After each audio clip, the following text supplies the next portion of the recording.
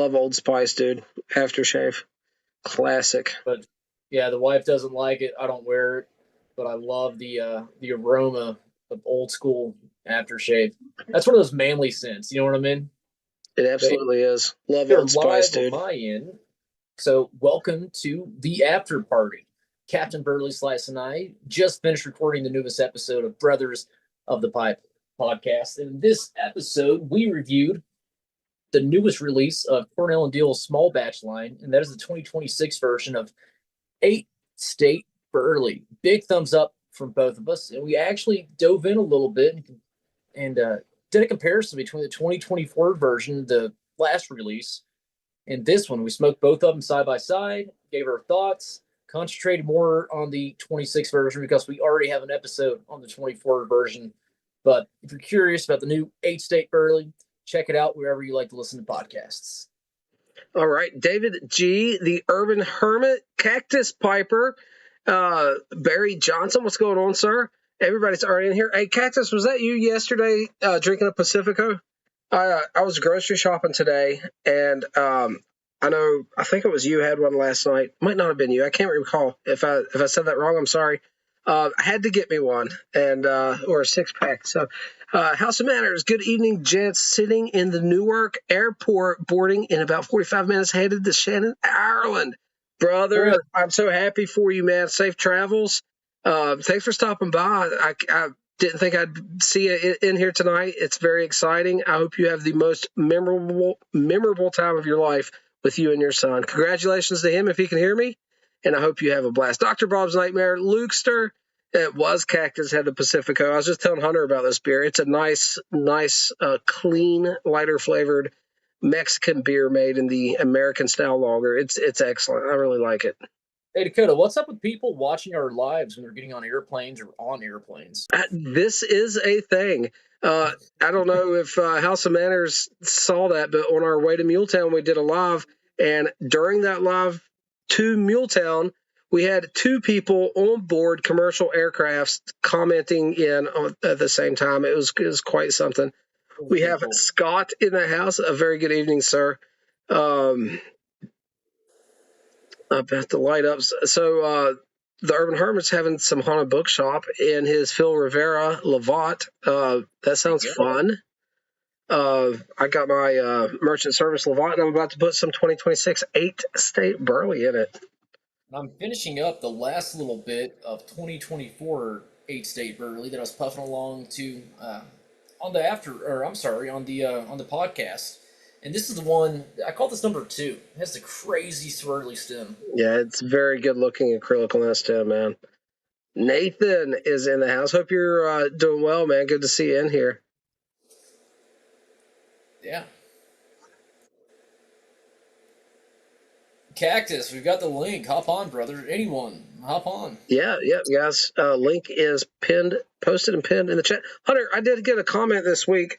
A guy said that we should upload the audio of the after party so that he can listen to it at work.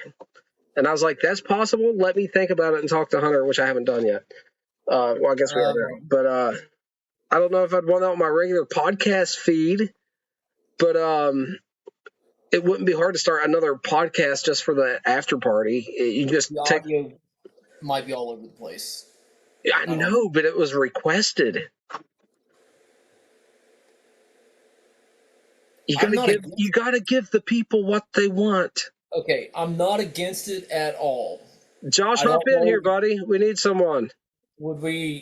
I'd have to think about if we should include that under Brothers of the Pipe. No, that's what I was saying. I don't think I'd want to park it there, just to be honest. Blue Cord Custom Woodworks, Greg, what's going on? He's been making... Oh, Cactus is trying to join. I didn't see the prompt, guys. Let me let you in. If we want to do a separate podcast and just throw it on there, I'm down. I've already got the logo, technically. The after party brought to you by Brothers of the Pipe. You know, Brothers of the Pipe Live, maybe. I go on drunk rants bitching about Ladisi. It'd be good times. Be good times. Josh, Cactus, how we doing, guys? Boys are back in town. Peachy Keen, Jelly Bean. Josh, Cactus, what's going on, gentlemen? Good to have you back. What you guys Nice. smoking tonight, man? I got the Savinelli 145.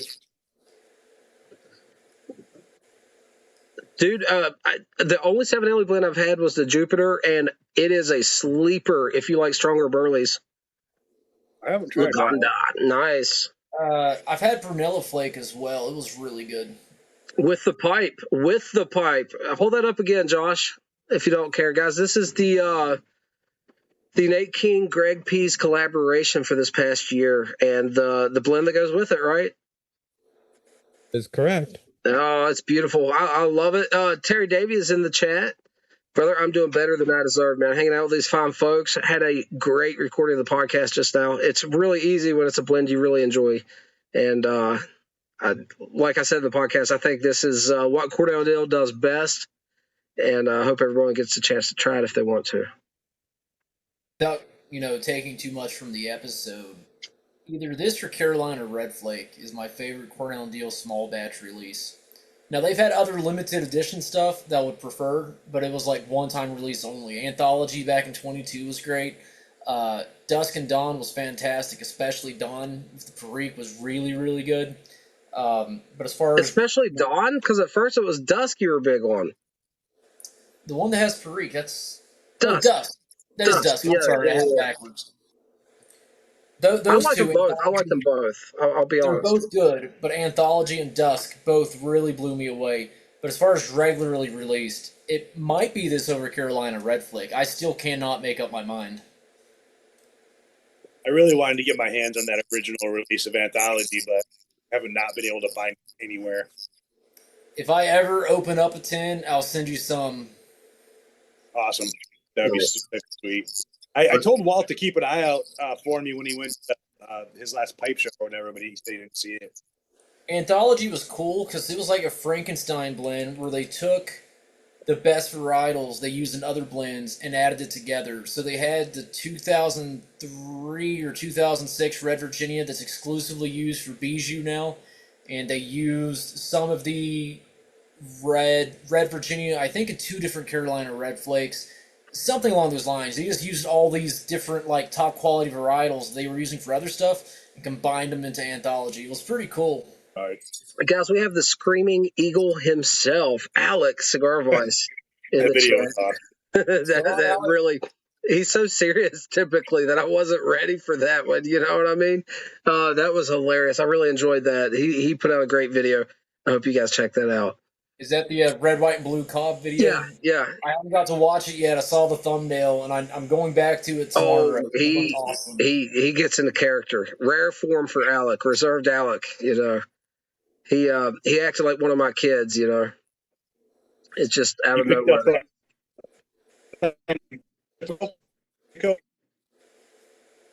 You're cutting out trout one more time, Cactus. I did. I saw you said you picked up some Pacifico. Yes.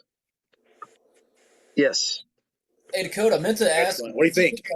I've had it before. It's a little lighter in flavor than what I usually purchase when I get Mexican beer. But it's very clean, man. It is very clean. It's a premium. I would say it's right in there with a lot of the other ones, man, to be honest with you. But it's kind of like the Michelob Ultra of the premium Mexican beer world. You know what I mean? It's really good. Yeah, it's perfect for like when it's really hot. Perfect. I actually did the Gringo thing, the ugly Gringo thing. I got some lime wedges in mine. I know that's not authentic, but hey, I got the beer salt. Hey, there you go. I like the beer salt, man. Hey, Dakota, where'd you pick up the Pacifico at? Fayetteville Walmart. Really? Okay. Yeah, they got 6-packs of it there. They've been doing better. So our local Walmart, because it's within the country's newest national park, and it already had all kinds of tourism in that area due to the whitewater rafting and stuff. They've reconfigured it, and my favorite sections of Walmart got bigger. So the fishing section got a whole new owl. The beer got doubled in size. Everything that I go to Walmart for is more of it now. So I'm a happy camper. They let you build a Walmart inside a national park? It is probably within the I have to look at the man. I bet it is because you're Kinda. 2.5 miles from the gorge, right, Hunter? 3 miles tops from the Yeah, about bridge, 2.5 sounds right. and the bridge itself's the heart of the park. There's Yeah, a town within the park, or I'm sorry, there's a town within the national park that yeah, they just yeah. designated I as would really say a it national is within the bounds, Cactus, if I'm not mistaken. The New River Gorge Bridge, if you guys have never seen pictures of it, is a 800 and some foot bridge spanning from mountain to mountain, and it used to be the largest single arch bridge in the world, and then it was the largest. Now it's the largest one in the hemisphere or something. It was built in the 70s when. 77. Pardon? Completed in 77. 77. It was when Route 19 was put in, and Is it spanning the river? yeah, you used to have to drive down the mountain all the way down, and then you took a little bridge just across the river, and then drive all the way back up the mountain. And that was a half an hour trip. I can now hold my breath across that now on the New River Gorge Bridge. But I'll bring up a photograph for you. It's really cool. Once a year they have a celebration there called Bridge Day, where people base jump from this bridge. So if you guys have seen viral videos of base jumping, this bridge it's the most prominent base jumping event in the world. So like lots of clips there. They have catapults and stuff to fling people off. There we go. That's the New River Gorge Bridge. It is beautiful. It's right up the road. Gorgeous. I gotta get my dog's ball. It's stuck. Uh-oh. Oh, good. Emergency.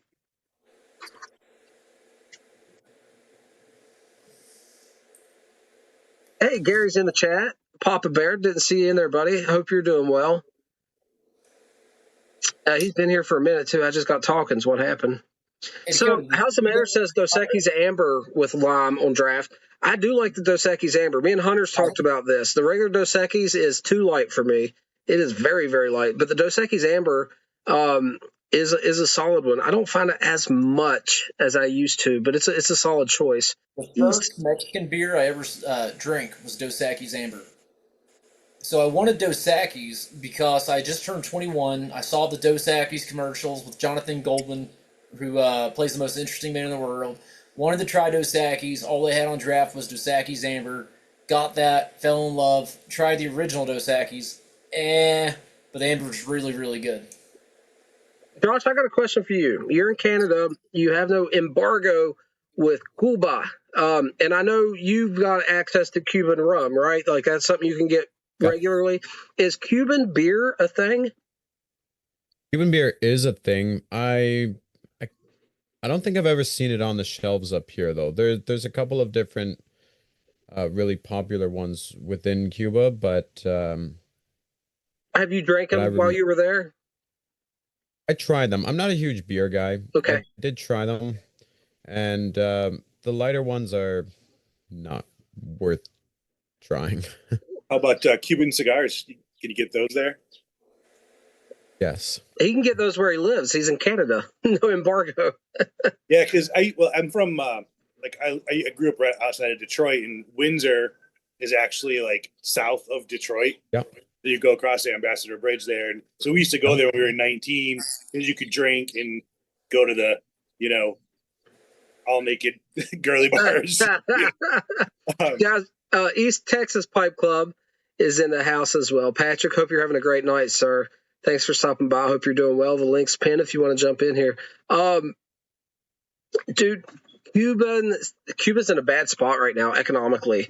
They're having a hard time keeping power on, not just to the residential people, but to industry. They're having a real hard time keeping electric on to the cigar factories and all the other industries that does pull revenue for the state. Everything's state run. The mismanagement on that end is just wild. Well, it's kind of on us too, because we won't let them import any oil. It's 100% on us.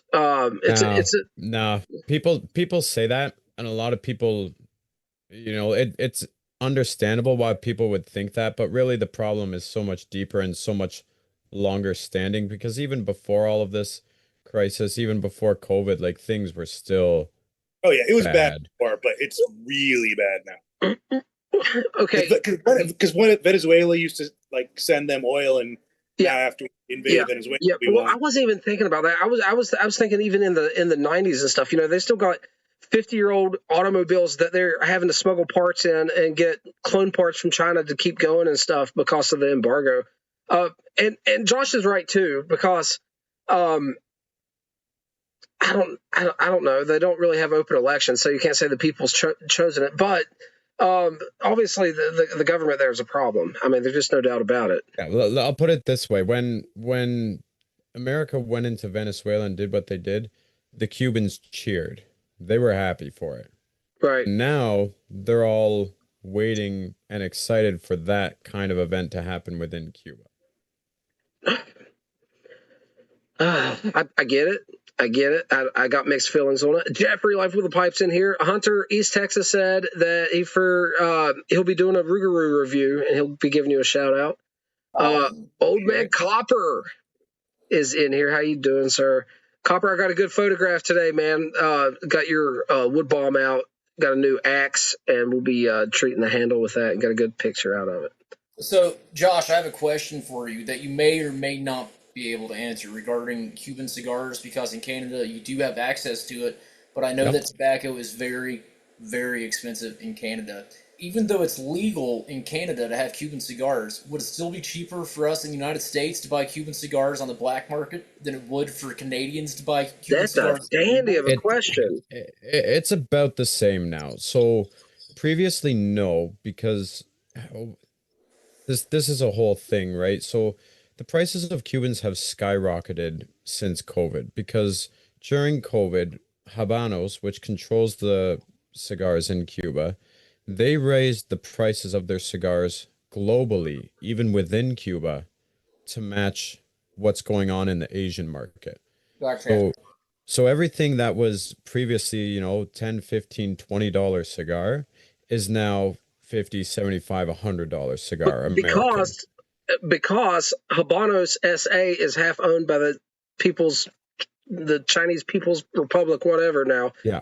The Cuban government, state-run, sold half of the holdings to China, and which is bizarre. It's so bizarre to me, man. It's hard for me to get my head around the geopolitics when things are so different, Josh. You know what I mean? Like, it sucks because Cuba is something for me historically has always been like, man, that would be what, if I was to leave the country, that would be one of the absolute highlights places to vacation.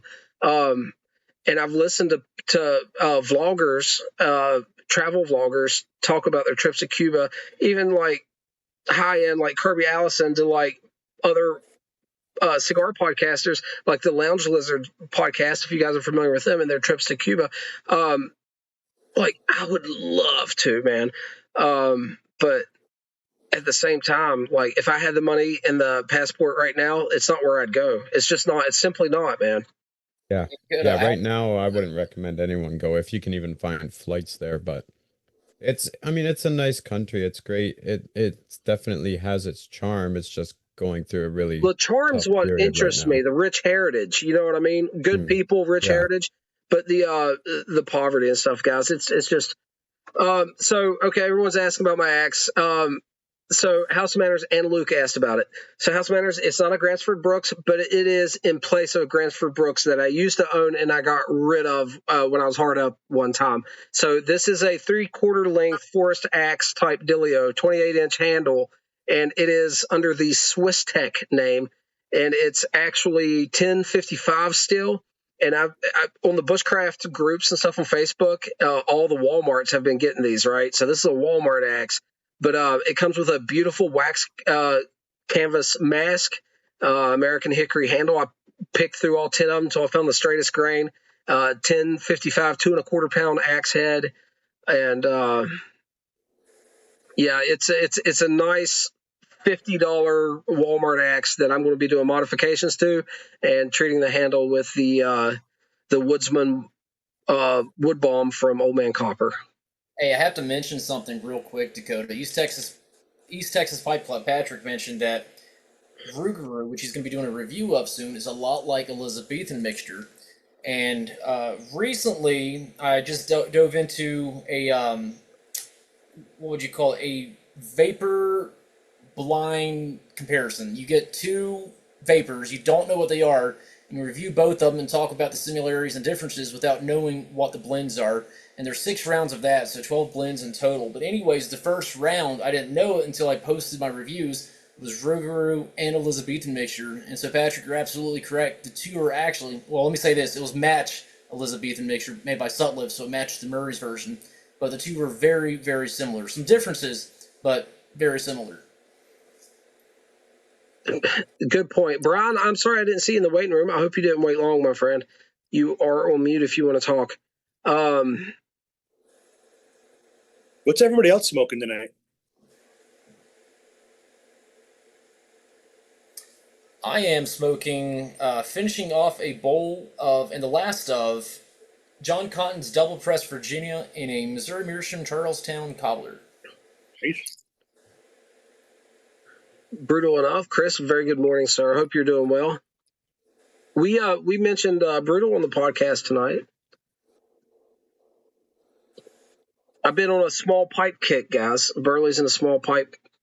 So the Rossi 8801 and the Merchant Service Levant is smoking this 8-state just incredibly well. Because we A/B tested the 2024 and the 2026, and these are similar, dimensionally similar pipes, and I've smoked both blends out of both pipes. It was fair enough comparison, and I'm just having fun with it. Everybody, House of Manners is about to board his plane. Everybody send him off with a big have a blast. Couldn't be happier for any of my friends in this whole world. Brian says he's having some tech issues. Dr. Bob says packing some Orlick Golden Slice. Just finished some Granger. I like Granger. I haven't had the Admiral's Choice. I know what it's about, but I don't know if I've had it. David G's having some Byzantine. Walt is in the chat. Walt, the link's posted if you want to jump in, buddy.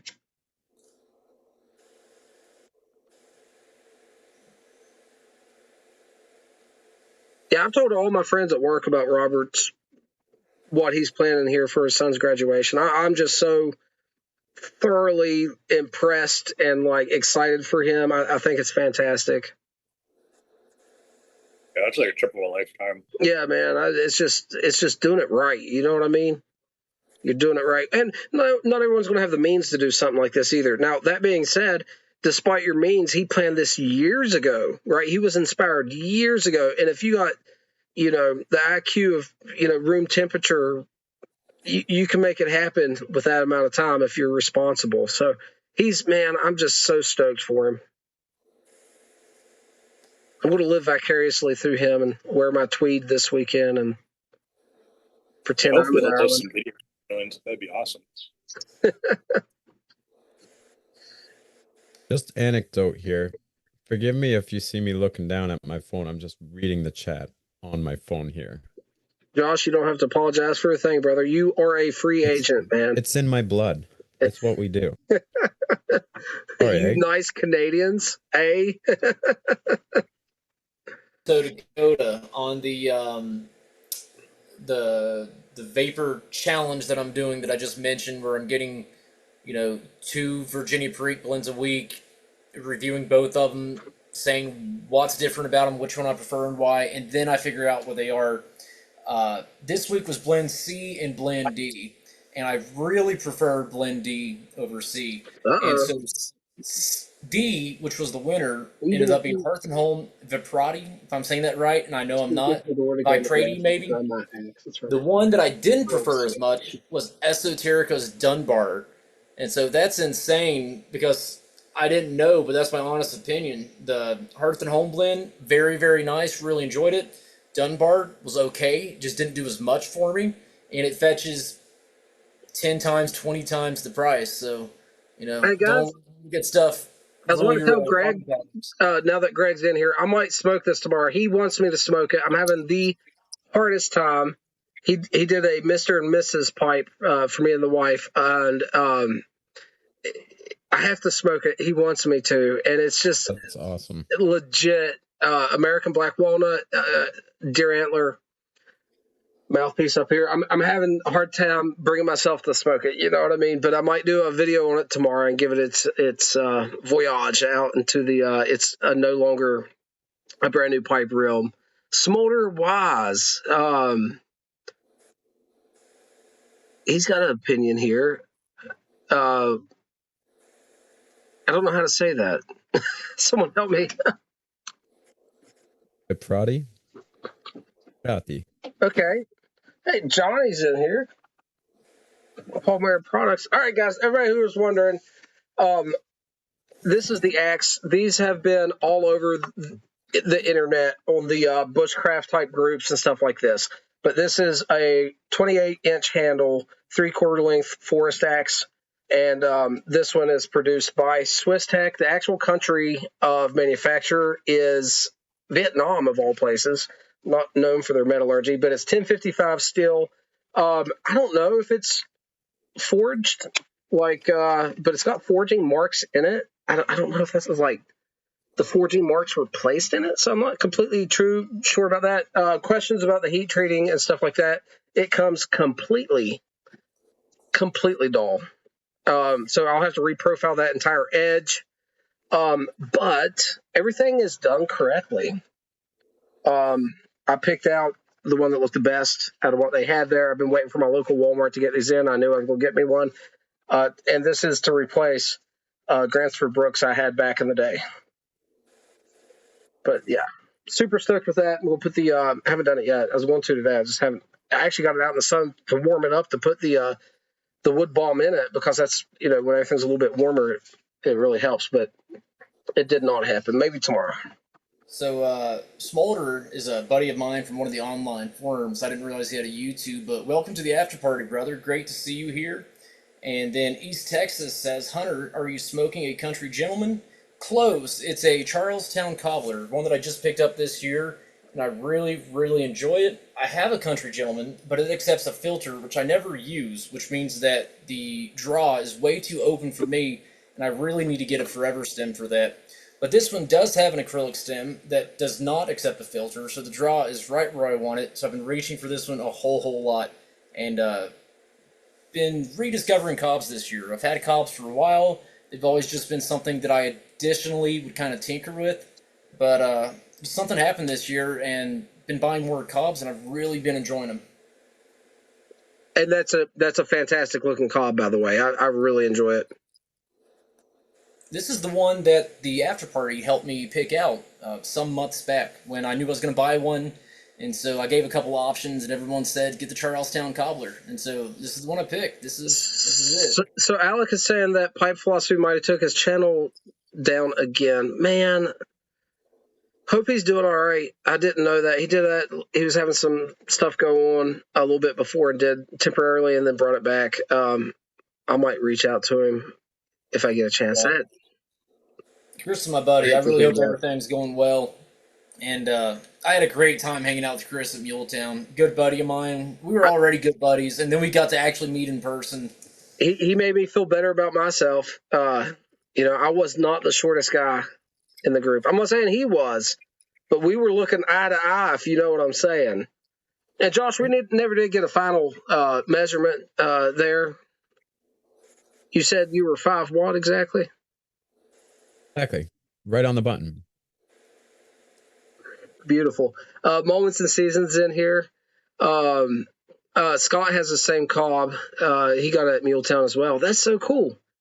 Rybred Piper. Man, what's going on? Hunter Rybred was the guy that found some of the 8 Estate at the Country Squire I was telling you about. And there was, I'm sure it's gone now, but I know Pipes and Cigars had a little bit later on after smoking pipes ran out. Had to think about it. Sorry. I've noticed Pipes and Cigars. I swear they hold on to like half of the allotment that they get in, and then You mentioned that a while back, and if it wasn't you, someone else mentioned that a while back, and I noticed it, dude. I think you're right. And I'm glad you said that because, I haven't really thought about it, but the past few small batches, it'll be like a couple weeks after they sell out, and all of a sudden they get more. Mm-hmm. I was wondering about you, Cactus. Thought you didn't love me anymore. Actually, we got two people here. All right, let's try this.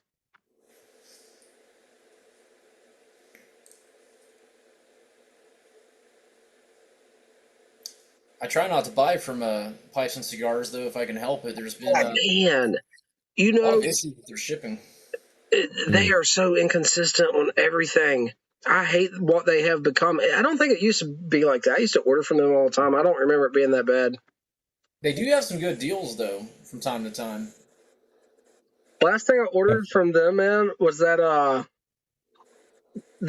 hiking pipe, backpacking pipe, the Cascadia one, and I didn't have no trouble at all. The last thing I ordered from them was like 10 tins of deluxe Navy rolls because Peterson had like a 20% off something, and then somehow I was able to stack another discount on top of that and get those for $10 or $12 a tin. So I bought like 10 of them.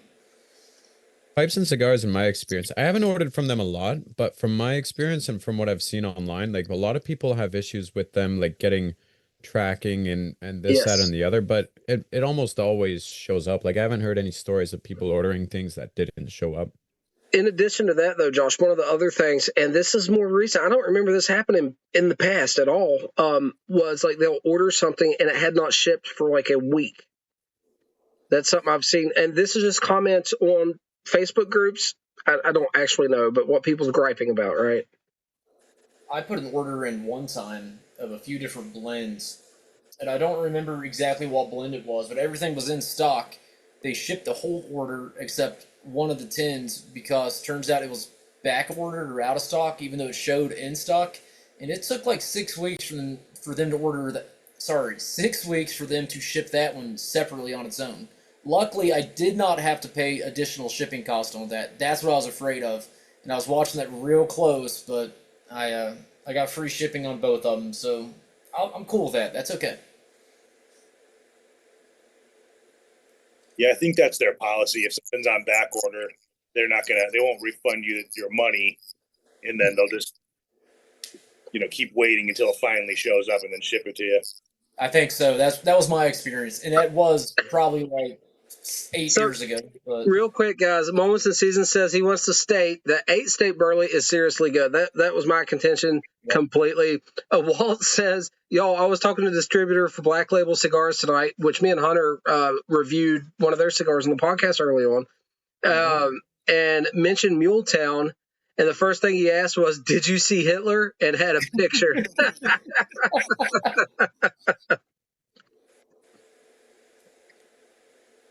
hey, I'll tell you something creepy.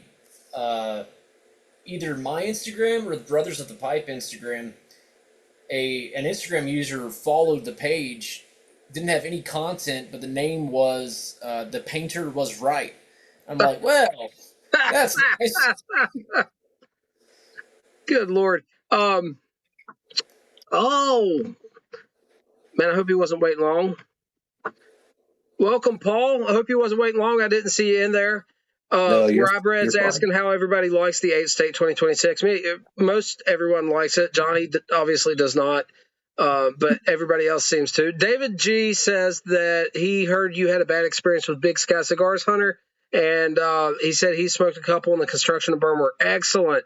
So, David, I had smoked one of the Big Sky and out of Montana, and it was a Habano, and mine was fine. Hunter had that same cigar and had construction issues, and then on the way to Muletown had another one, and it blew up like a cartoon cigar. It went really bad. I'm glad you were there to see that, so it isn't just like my word without any evidence. It happened. It really happened. Walt says he loves it. East Texas asking who saw his review on Metropolis.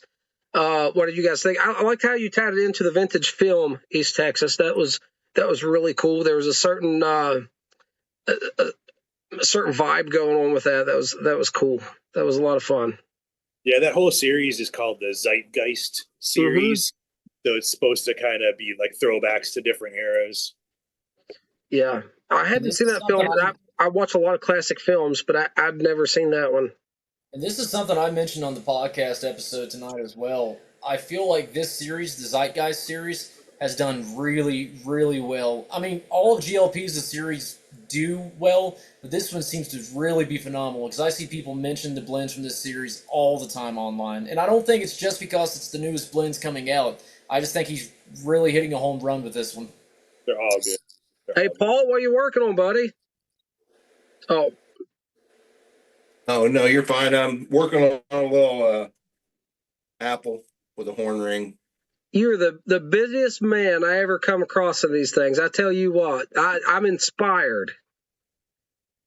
How did Chicago go for you, Paul? Oh, it went great. It was a blast. I'm glad to hear it, man. I'm delighted to hear that, sir. The Emberlings were a big hit. Good. I haven't tried any of the A-State Burley this year. I didn't get any. I'm really enjoying it. Some people's just not into Burleys as a whole, but if you like Burleys, I think it's a great expression of them. Yeah, I think Johnny's the only one I've heard that just blasts the stuff. Oh, buddy, Johnny was in a foul humor last night talking about it, and I just kept ribbing him about it. But yeah, he must have just got a batch and just reached in and grabbed all the Orientals out, because everybody else I hear say the Orientals are in the back. Very much so for me. It's a perception thing. I can't tell him his perception's wrong, though. You know what I mean? Brian Levine always says that you are the world's leading expert in your own opinion, right? Right. And so if that's what Johnny perceives, even if he's wrong, that's what he perceives. Bless his heart. You know what I mean? Yeah. That's what all those old ladies in church when I was growing up, and they tell me, "Bless your heart." What they meant was, "You're an idiot, but we love you." Yeah, there you go. Boys, I gotta tap out. I got a long day of work tomorrow. Josh, thanks for stopping by, buddy. It was great chatting with you. Have a great night, folks. Easy. Always look forward to seeing you, buddy. Thanks so much. Yeah, I think it's very Burley dominant, and but the Orientals are present, and we explain that in the podcast. You know, they're present; they're not hidden. But the way it interacts with the Burleys, it's extremely Burley forward for me and my perception and my taste. Jeffrey's got to run. Thanks for stopping by, Jeffrey. Always great seeing you in the chat, man. Next time, maybe you can jump in here. I gave him some credit on Instagram the other day. He did a still shot, and I said, man, it looks like you're one of them studs on the cover of a romance novel. I was like, I better not let my wife see this.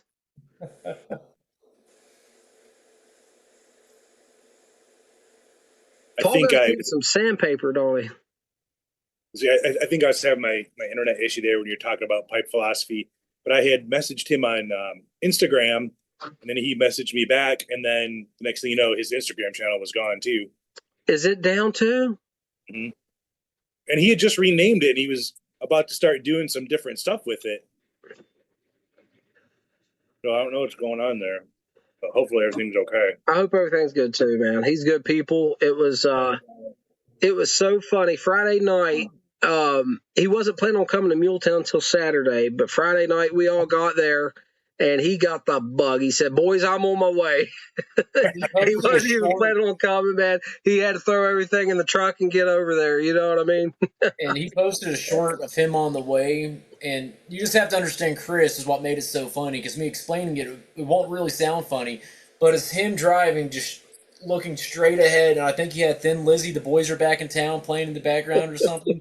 But it was like, oh man, he's on his way. It was hilarious. Yeah, it was quite a blessing to meet him. He is a great guy. He really is. Great guy. I mean, good friend. Really enjoy Chris's company. We had a blast at Muletown. I was so happy to see him there.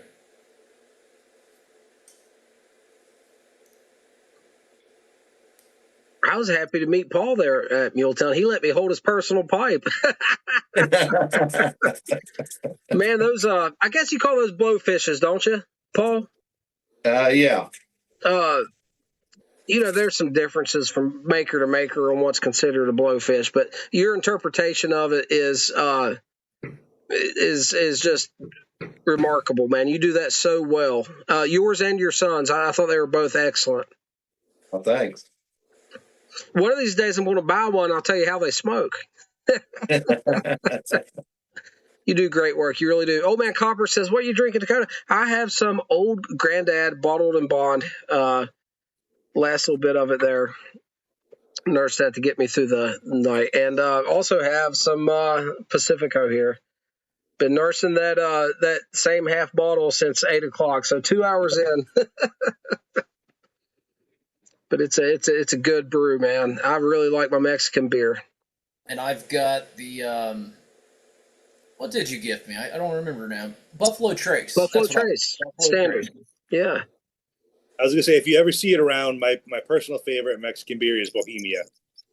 You know, you want to know what one of my favorites is, and I'm not saying I'm going to buy it every time I see it. Favorites, but like I have some fond memories of, and it's not a glamorous Mexican beer. It just never comes as far. Is I really like the Tecate.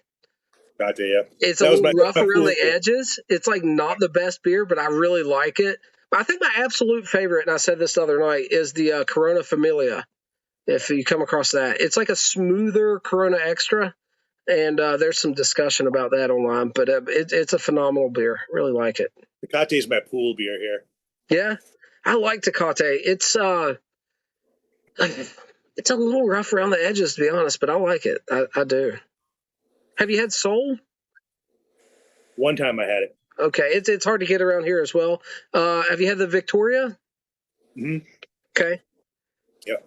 I'm trying to we have all the Mexican beers here. you live close to the border. I'm in the middle of the woods in West Virginia. So, but here's the thing: I actually know a lot of Mexicans that live locally that work here. That's the big one. The big one. Is that the one I gave you? KBV Kraken Whack. So this should last me the rest of the night. Is that the Kraken Wreck? The one with the on it? Yes. Yes. I love that. That's a good smoke. So good. Hunter, you're not going to try it out?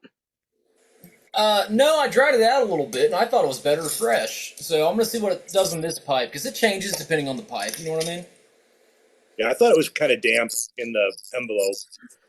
Scott, I can get the Old Granddad bottle and bond for a good price. And, man, listen, I like it. I got some Old Granddad 114 recently to make old fashions with. I haven't tried it neat yet, so I can't give any feedback. But 80 proof anything I'm not interested in. My entry point typically is 100 proof unless it has some age or it's doing something special. Then I can go down to 90. But typically 100's where I like to enter, and I really like the Old Granddad. That being said, man, I'm not hard to please. There's a lot of $30 and below bourbons that I am completely satisfied with, and if I could never afford or get anything better, I'd be a happy man. I've probably had more Evan Williams than anything. I think I can get that for like $18 to $22 a bottle. I don't actually remember. I just kind of pick it up and buy it without paying too much attention. Which one? Evan Williams. The 17 whatever, or the bottled and bond? Which one? Just the regular Evan Williams. It's I like that. I like that small batch special reserve whatever cheap one. It's at 95 proof. As a non-bourbon drinker, if you got the same bourbon and one was 80 proof and one was 100 proof, would there be a taste difference, or is it more just the I'll put it this way. That's a great question, Cactus. Real quick, Pipe Geek is in the house. Good evening, everyone. It's great to be with you. It's great to have you here. Thanks for being part of the conversation. We're talking about bourbons. We're talking about all kinds of pipe tobacco. Let us know what you're smoking. I'll put it this way, Cactus. One of my absolute favorite standard bourbons you can find anywhere and is affordable is Wild Turkey 101. And the mash bill is a high rye count. It's proofed a little bit lower when it goes in the barrels, and all these things add up to something I enjoy, right? But the Wild Turkey 101 is like my favorite standard go-to, easy to find bourbon. But the standard Wild Turkey, the 80 proof, I wouldn't waste my money on it. I'm just going to be searching for flavors that is too weak. And another thing is I always end up over-consuming with that 80 proof because I'm not feeling satiated flavor-wise. Right around that 100 proof, I can really slow down and start picking apart flavors in the nose especially, and it is so much richer and deeper that even though and the Wild Turkey, the 101 and the 80 proof is the same juice. It's just the 101 is watered down to from 50.5% alcohol down to 40% alcohol, and it completely changes it. Even though it's the same flavor profile, just weaker, it's not enjoyable at all for me. So they would take the 100 proof or whatever, and they would just add water to it. Yeah, that's how all whiskey, all spirits are proofed, all of them. So Wild Turkey cask strength is like 116.5 proof, which is lower than a lot of them. So like the rare breed that I have in here, the barrel proof Wild Turkey is just the juice that comes right out of the barrel. And that's the barrel proof, a little lower than most barrel proofs. And then the 101's been watered down, and they mix lots of batches of barrels together to get the flavor the same as it's always been, right? So that's another. Me and Hunter were just talking about this too in the podcast. Another difficulty is having Wild Turkey 101 made today tastes the same as a Wild Turkey 101 tasted in '97. So you're mixing all kinds of different barrels to still achieve that exact same flavor. But yeah, and then it's just watered down even further to make the 80 proof. Bourbon's interesting. So it's by definition, it's all additive free, which is real big for me. Canadian whiskeys, Tennessee whiskeys, American whiskeys, all of these other things, and some of them I enjoy. Don't get me wrong. You can add flavorings, you can add sugars, colorings, all these additives to them, and I'm not interested in any of that. Right? A lot like my tobacco, I want the raw distillate and all of the flavor and color characteristics come from the charred white oak barrel. And I'm kind of a purist, and I don't mean to be. It's just what I enjoy. But one of the other really nifty things about bourbon, and we're talking about mixing the barrels, is a lot of these big companies, like let's take the Buffalo Trace Distillery, right? They make at the bottom end Benchmark, which is their bottom shelf, real cheap stuff, all the way up to, are they doing Pappy Van Winkle? I think is Buffalo Trace. Well, even if it's not, let's assume it is, right? Eagle Rare, whatever. Okay, when they produce the distillate, the distilled beer from the grain is produced and bottled at the Buffalo Trace Distillery in Frankfort, Kentucky. Thank you. So that same distillate goes in the same barrels, and when that barrel gets its start on life, they don't know if it's going to be bottom shelf or it's going to end up being the very top.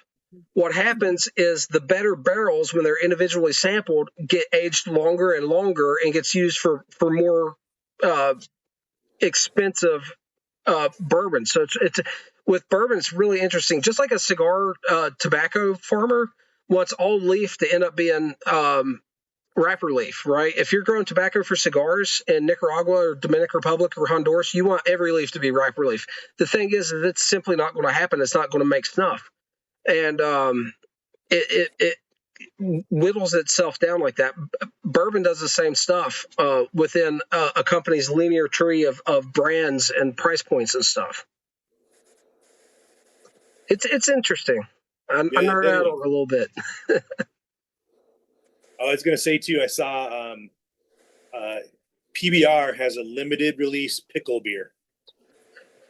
I saw some kind of pickle something at the store today. Oh, man, I got a buddy that I've never seen that before. That's new to me. I got a buddy who did a shot of Jameson and then followed it with a shot of pickle juice, and it's called a pickle something. I don't remember what it was. I drank it with him a couple times because it was his thing, and I mean, it's true. Pat's Blue Ribbon, Grillo's Pickles. Cameron Lancaster, Smoky Stash is in the chat. He's just stopping by. I can't stay long. Everybody head over to Instagram. Look up Smoky Stash for some of the best pipe photography in the business. So Pipe Geek is also having some 8 State tonight. I hope he's enjoying it as much as we are. Maker's Mark Cask Strength. I haven't had that yet, David G. That sounds phenomenal. I'd like to try that. The French Oak, the Maker's French Oak one, whatever it's called, Maker's 46. There's a cask strength of that. I've never seen that available around here, but that would be interesting to try. Brian Moore's having an old fashioned, my favorite cocktail. I'm not a cocktail guy, but if I was to do one, that's my go-to. They're so classy, though. You know what I mean? An old fashioned. Or a Manhattan. I think I could do a Manhattan as well. I like Bloody Marys. Yeah, I've only had a couple, to be honest with you. But I love tomato juice. That's probably why. What about the Clamato beer type stuff? You ever? I've never tried Clamato. I'm afraid. I am too. You know, I think clam juice is part of the ingredients. Doesn't sound appetizing. I mean, I love seafood. Man, I read this one time. I told my buddy about it. He got all turned on about it because he loves dirty martinis. And it's everyone, if you got sensitive ears, hold your ears, right? But it's called a hot Mexican slut, right? And it's a dirty martini, and I think it was like, oh man, what was it? This was 20 years ago. And he made them and was telling me how much he liked. It had tuna juice in it. You get a can of tuna and put some tuna juice in a dirty martini. Oh. I don't know what else was that. I can't remember, man. But he actually mixed it up and said it was really good. And I was I'm like, not oh going to my Google goodness. that one to figure out what the ingredients Yeah, are. yeah. I mean, I read it in jest. It was like a joke, and I mentioned it to him because he likes dirty martinis. But anyway, tuna juice. That would be a bad night if you got sick and had to hurl that up. Oh, could you imagine that going through your nose holes? That'd be a good time. I've got a Hispanic buddy I was talking to, and he says that he likes to mix tomato juice and a certain Mexican beer, maybe Modelo, I don't know. And he had a name for it. I don't remember what he called it, but it sounded interesting. Colada. Maybe that was it. Is that because you were all just talking about those? Maybe I didn't realize that's what it was. From Michelada. I've never had one of those. I just I don't do additive beer, flavored beer, and stuff like that. So like it scares me. Brian Moore says he had a Pacifica once, so cold that it was in slush form. So refreshing. Yeah, I've gotten beer so cold it had a little slush on it. After you do some weed eating on a hot day in the Appalachian rainforest, it's just what the doctor ordered. Yeah, if I remember correctly, a Michelada is tomato juice, Mexican beer like Pacifico or something, and lime juice. I think it has a little clam juice in it, don't it? I don't think so. Is that I mean, I not guess you part can of put it? it in there. Dude, that sounds terrible. Clam juice in a drink? Listen, I'm not. Those aren't bad. I mean, I'm not judging. I'm just saying I don't think I would like it. My wife says they're a little salty, but they're not bad. I don't know, guys. But Cactus was talking about Bloody Marys. I like tomato juice. I've never really had Bloody Marys, though. You need to try it. Yeah, I need to try it. I love V8 and stuff, dude. You'll love a Bloody Mary then. Man, I like. It's weird. A V8 for me, a cold V8 is refreshing. You know what I mean? V8, but it has to be the low sodium V8. I can drink the low sodium. I've had both. And that's usually what I do when I make my own Bloody Marys. I usually use V8. Yeah. Okay. I can actually taste the celery and stuff in a V8 as compared to straight tomato juice. Patrick, I am so sorry. I hope you was not waiting long. What's up? What's up? I hope you was not waiting long, buddy. You can change your name if you want to in there. My shirt's not here yet. I only ordered it yesterday. Oh, okay. Yeah, man, I was asking that. I was watching you guys talk with the volume down because I didn't know when I was gonna be let in, so I didn't know what y'all were saying. I am so sorry. I don't know how long you were waiting, but I did not see my notification. Good, man. You can change your name. You got it. Beautiful. Got it. You can hear me all right, dude? Loud and clear. I think I'm gonna dip some of this Southern Pride, man. Ooh. There we go. I haven't had it. Who makes that one? I don't know, man. It looks like Levi Garrett, doesn't it? Yeah. Patrick, I don't have any Southern Pride right now, but I do have the pound bag of the Big Duke, man. Hell yeah. Big Duke. Hunter, Dakota talked me into getting some snuff. Oh, you get some Copenhagen, dude? Not that kind of stuff. Oh, y'all talking about that too gay. How you say it? The toad? Yeah. Paul Merritt Products says that Bloody Marys are incredible. See? Dude, Alex sent me some of that snuff shit, but I haven't tried it, man. Well, you need to do it live on here in front of God and everyone. It reminds me too much of cocaine, man. Now, I'll do a little too, but I will never freebase cocaine again. Y'all got worse shit out there in West Virginia. Oh, dude, meth is the meth and fentanyl is the big two in West Virginia. It's crazy. Methany down in Pennsylvania. Yeah. Yeah. It's bad. It's bad here too. Oof. Dude, in Arizona too. God damn, man. Yeah, we got the fentanyl zombies. That just kind of like pass out like with their head against the wall. Trailer parks across America. Hey, they used to have this shit called crocodile, man. It was like synthetic, and people were losing their flesh and shit. Was that like the bath salts? Or I was about to say, that reminds me of the Florida bath salt zombie shooting, man. It was like that, but it was worse, man. It's called crocodile. I read the cops after action report where he approached them with weapon drawn, and guy looked at him while he had pieces of blood and flesh of the other guy coming out of his mouth, and he growled at him, and he mag dumped him, and this dude was still like full sprint at him while he was like mag dumping him, and it's all on video. It's like, dude, we just elevated the shit out of this live, man. People are like, what in the hell is going on in the pipe smoking world? I bought so much extra buckshot after that, you know what I mean? Yeah. That video was disturbing, and it takes a lot to disturb me, but like that was actual security footage. I mean, you can find the law enforcement guys after action report, dude. That is like some serious Walking Dead stuff. I thought he was patient zero. I was like, all right, finally it's happening. Yeah, that's probably how it started. Right. I was like, finally it's my time to shine.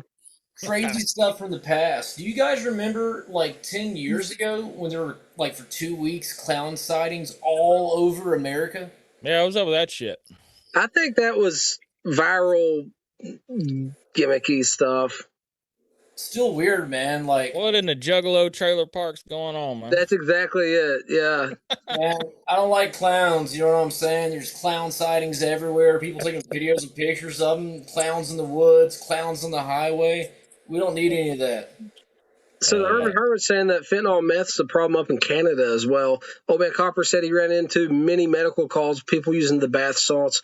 Shit. Yeah, he's in Florida. Yeah. Hey, if you guys want a great challenge, type in Florida man and then type in your birthday and see what news articles were popular that day. If this got anything to do with them blue waffles, I'm good, man. Well, we really elevated the conversation now. It's back to 8th grade. Okay. Yeah. It could have just been a shower waffle. We could have stopped, had a good joke about a shower waffle, but you had to go. Nah, man, that was the MySpace days, man. I miss MySpace, dude. Nothing like, picking your own background and publicly saying who your top 10 friends were. Hey, I learned HTML coding through MySpace, okay? Yeah, dude, MySpace is shit. Facebook's lame, dude. Never had a MySpace page. It was cool for all the metal bands, dude, to get your music out there and shit. It was great. MySpace started as a band thing, right? Yeah. Dude, we could book some pretty good shows off of MySpace a long time ago. It was good for the music scene, and then you have bands like Hollywood Undead that got really big because of this. God, dude. MySpace, I'm so sorry. Well, I mean, it was slightly overproduced, but I actually liked it. I had the first album. I listened to it. Were you in a band, Patrick? Yeah, a lot of them, man. Unfortunately, I'm an old washed up band member. You played cowbell with me?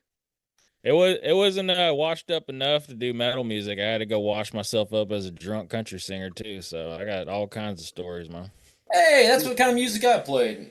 I feel the same way about it. Like, yeah, unfortunately, I did that. Until COVID, man. COVID came and ruined all my gigs, and I was wanting out anyways, so it was like the perfect time for me just to quit. Dude, you get $200 a night at a bar, and then COVID came, and everybody's at the house doing Instagram live trailer park concerts. Dude, in March of 2020, I had 150 gigs booked for the rest of the year already, with like a lot of open slots left. And like they're like, yeah, we're gonna close up for 2 weeks, then we're back open. Nothing open. And I saw my door and I took it. I love playing music, but it's just there's so much involved. You're playing music you don't really want to that you would like to play always. There's so much traveling, so much loading up equipment, so little pay.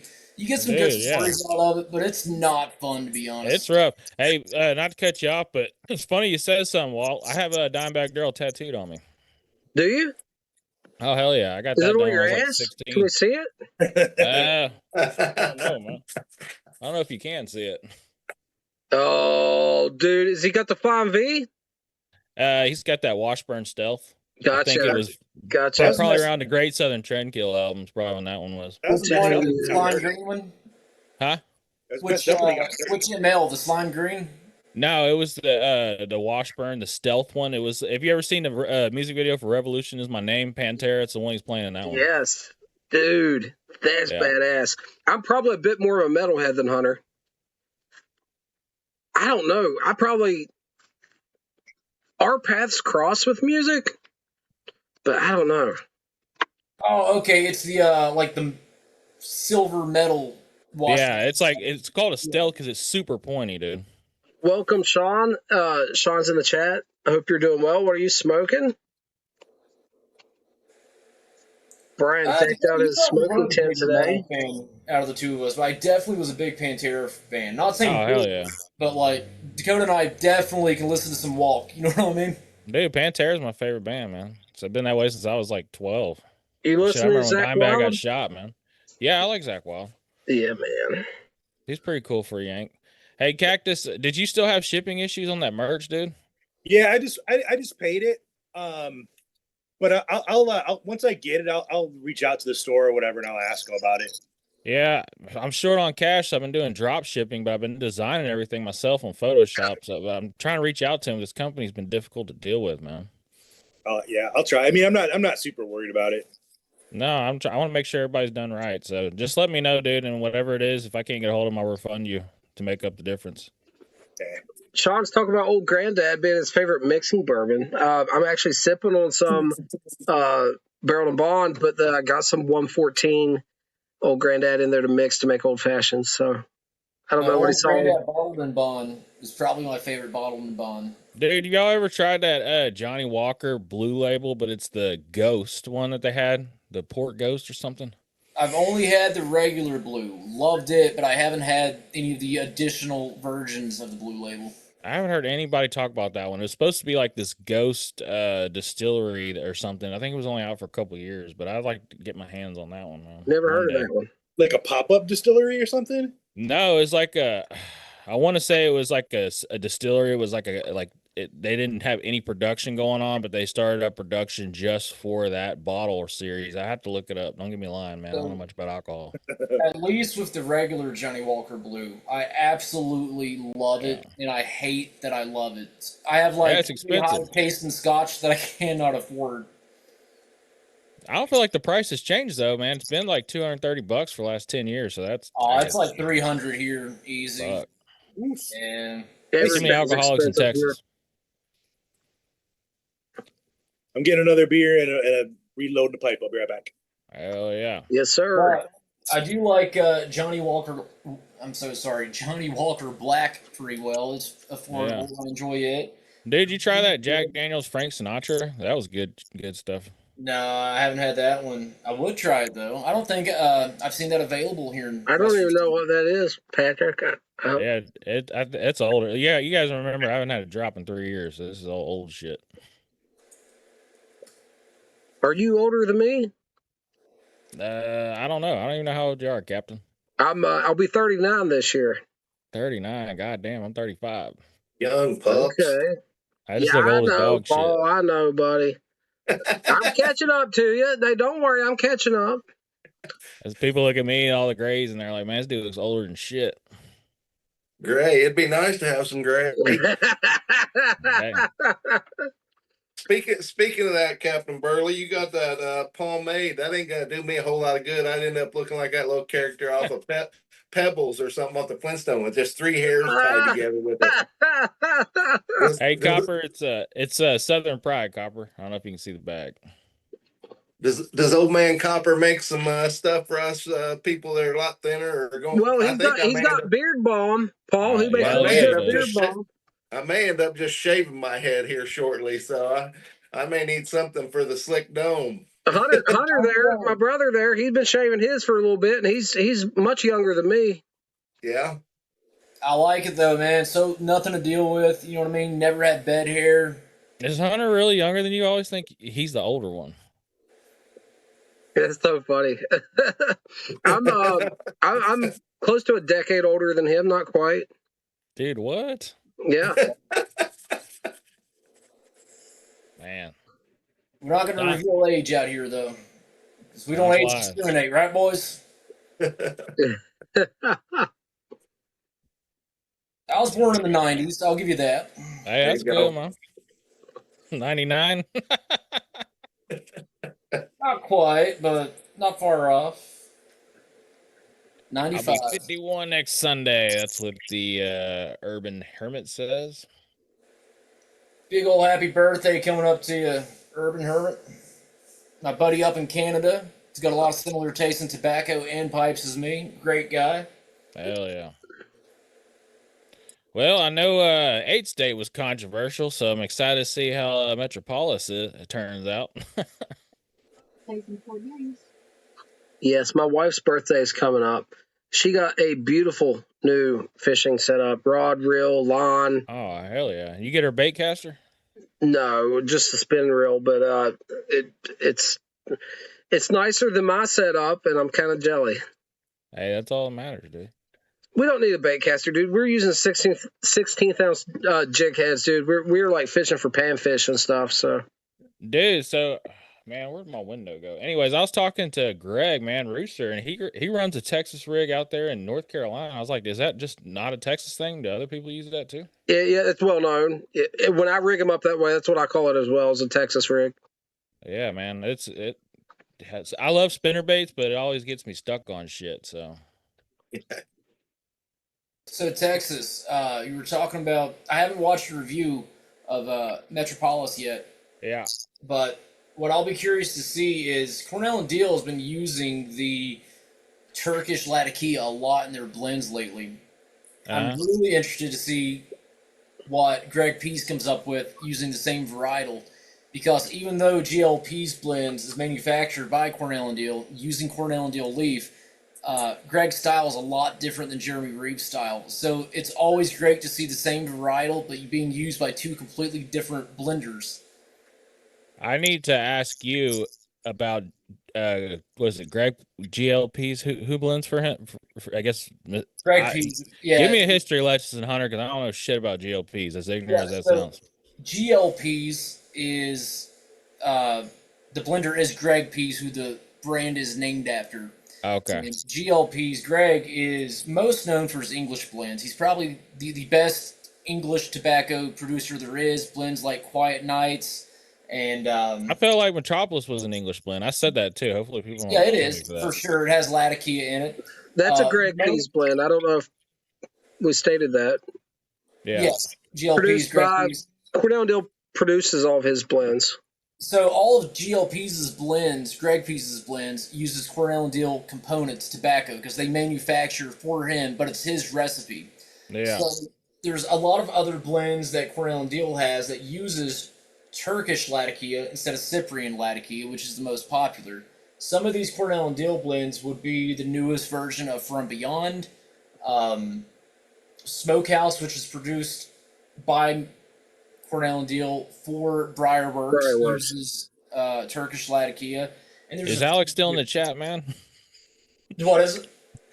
I was asking if Alex still in the chat. When he first sent me From Beyond, I think that was the first 10 of something like small batch I ever got. And I thought it was like he had it in like a bunch of horse shit out in the pasture or something, dude. When I first smelled it, man, it was fucking gnarly. But then I realized now that I've been smoking more, I'm like, oh shit, that's just like a gnarly Latakia. Hey, if you really want to smell one that smells funky, Cornell and Deal's Pirate Cake, 75% Latakia. I love Pirate Cake. I don't even think that smells funky, man. Maybe I'm funky, dude. I think like Dark Bird's Eye smells pretty funky for. I won with the funk now, dude. Yeah, Dark Bird's Eye is a pretty funky smelling one.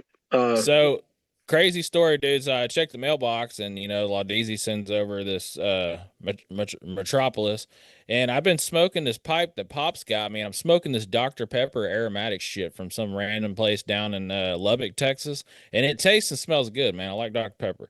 So, but I was smoking so much of that shit that I guess I felt like it ghosted my pipe. So the first thing I felt when I started smoking that Metropolis was it was like a damn vapor, dude. It was so like strong, and it hit me in the ass. And then I had to switch pipes today when I did the review, and then it was a lot different. But yep. Hey, good night, Copper. Thanks for stopping by. Sunshine State Bushcrafter, man. I don't know if you've seen it earlier. Got me a new axe today. Thanks for stopping by, man. Good seeing you in here. Sorry, What Patrick. made you pick that one? Pardon? What made you pick that one, that axe? Well, it's been super popular within the bushcraft groups, and this sort of thing is like oddly specific, a 3/4 length axe. I mean, Walmart don't carry any axes. They have hatchets, but like, you know what I mean? And this one specifically with the mask and stuff, and it being 3/4 length, it's like just right up what I've been interested in for 20 years as far as axes go. Hell yeah.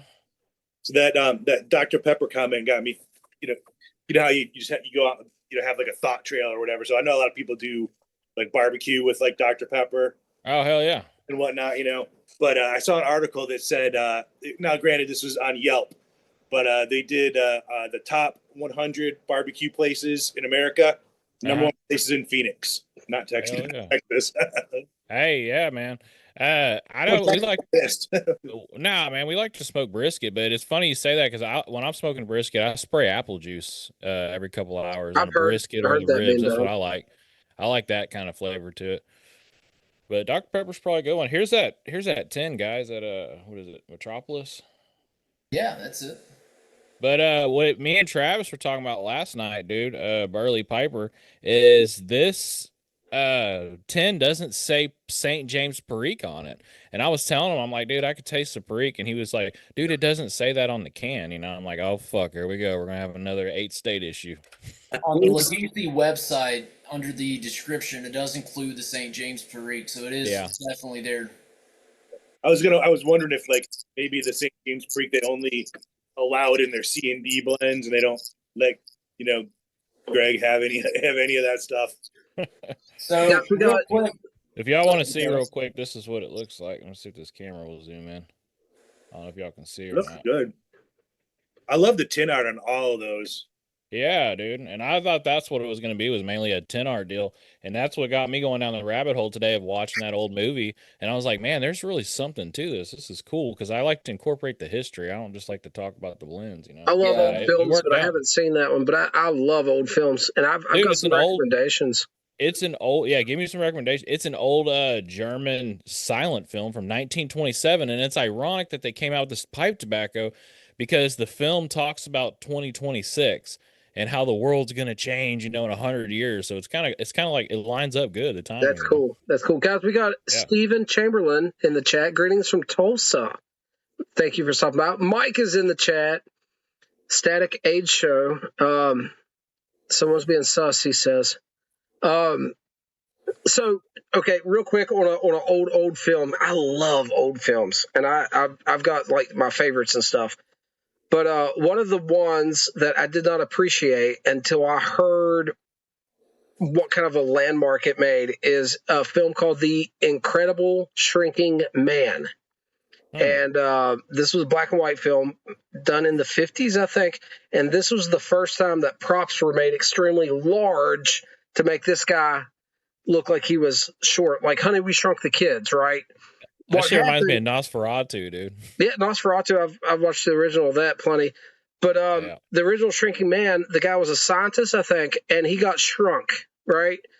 And to do the filming for this, they had to make all of these super large props to make everything look big. And it was the first time that kind of forced perspective with prop work was done in film.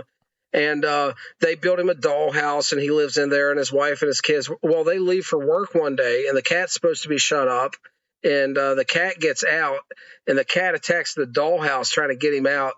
And you see the cat trying to get the piece of cheese or whatever they baited it with in the dollhouse, and the next thing you know, he is in the prop of the dollhouse, and there's a big cat arm coming in the door and out, and it looks so cheesy. But it was the first time this was ever done. It's pretty cool. Dude, and I don't want to ruin that story for you, man, but if you watch the video of Metropolis, the movie, they had to sit there, and it took weeks to make all those animations where they would have these little cars and this like building structure, and it's all small models, but they put the camera up to it, and they just moved each car like 2 millimeters, dude, like just barely, and shot so many shots and then taped them all together. Yeah, but dude, Okay. it took weeks just to do that. But it kind of ruins it because now you watch the movie and you're like, oh shit, it's a small set. But the first time I seen it, I was like, oh man, that's crazy. Oh, not sus, sup, Mike says. I'm not a big sci-fi guy, but I have a favorite sci-fi movie as well. And this one's more contemporary. You guys might be aware of this one. This one's called Logan's Run. It was made in 1976, and I absolutely love that film. It's incredible. Hell yeah. Have you guys actually heard the story or read From Beyond? That's a crazy fucking story. It's only like 20 minutes, dude, that the blend's based off of. It's Lovecraft? Yeah, it's a Lovecraft story. It's like a 20-minute read, dude, but it's really freaking good. I have not read it, to be honest. Yeah, I've read a lot of Lovecraft, and his shit is like weird. It's Yeah. cool, you know. I mean, it's like Yeah. I like That's weird. why I try to have fun Weird. with that one T-shirt, man, where I try to make Cthulhu look like he's just chilling in the woods smoking, you know, like. in a I almost lawn bought chair. that one. I've been You having guys want to fun hear with weird, Photoshop. and I can't put it down. It's been like a couple months now. I started with volume 1 of The Story of My Life by the guy Casanova. Everybody's heard of Casanova, right? Like, good job, Casanova, you know, talking about a romantic, but like his actual autobiography he wrote, it's 120 hours on Audible. I mean, huge. I'm almost at the end of the second volume, and it's horrible, and I can't put it down. It is the most random thing. But dude was playing the game back in the 1700s. I don't guess maybe anyone ever has, really. I just horrible person, hilarious. And then the cultural norms have changed quite a bit. So there's like some weird stuff like that. But yeah. Hell yeah. I think since I'm here in good company with y'all, I want to smoke a bowl of what Hunter sent me, some Rougarou. There we go. And then I want to smoke a bowl of the Beast, man. And I wanted to get Hunter's opinion on the Beast because, dude, I'm telling you, it tastes and smokes like Copenhagen. Call me fucking crazy, but We that's what I get out actually of it. might have just mentioned that in the podcast recording today. Dude, that's what was my That you first said that impression to of me. it. Yeah. What? So that level of Perique, they say it ages really quick and turns funky quick, because fresh, it doesn't smell like that. You actually get a lot of the stewed fruit when it's fresh. Huh. I know But I got Crowley some- used to soak the shit in rum for like 7 days. Like it turns funky bad. No, just funky. Well, maybe some people don't like it, but you know, like aged Virginia's turns funky after 10 plus years. Like Perique does it kind of quick, or it can. It has that potential anyway. And this is 50+% Perique, which is twice as much as like a vapor with 25% is extremely high Perique level. This is like way more than that. You mean Perique ain't always funky? I don't think so. No, because it's usually like 5, 10, 15%. And it's like, Well, we tried some straight Perique, and man, that straight stuff smells Perique. like that's I've like heard. a barnyard. Yeah, no, I've heard. Yeah, it's some wild stuff. What's interesting about Perique is the flavor profile of Perique is really affected by the other varietals in the blend. And so you could take something like 31 Farms Perique that Cornell and Dill uses, and depending on the amount and the other varietals, you could get a real peppery experience, you get a real plummy, fruity experience, you can even get a very figgy experience, or a combination of them. So Perique really depends on what it's mixed with. It changes the profile, a lot of it. So there's a lot you can do with Perique, and that's what's really cool about it. Cactus, do you know where that he sent me some badass blend. I think it's a Samuel Gawith. It's a Louisiana Flake. It's got, do you know where that Perique comes from? That's some good shit, man. I still need to review that one. I don't know. I mean, that's interesting. That's a good question. There's Hunter, do only you know? 2 places on the planet. Well, Yeah. American Well, St. James Perique, Parish. Right? American Perique. There's only 2 places on the planet, But and one the of them guy, is making it exclusively for American Spirit cigarettes. So, but if it's used in like a Gawith blend, yeah, where does it come from? Here? it might be using the what's the other place, Hunter?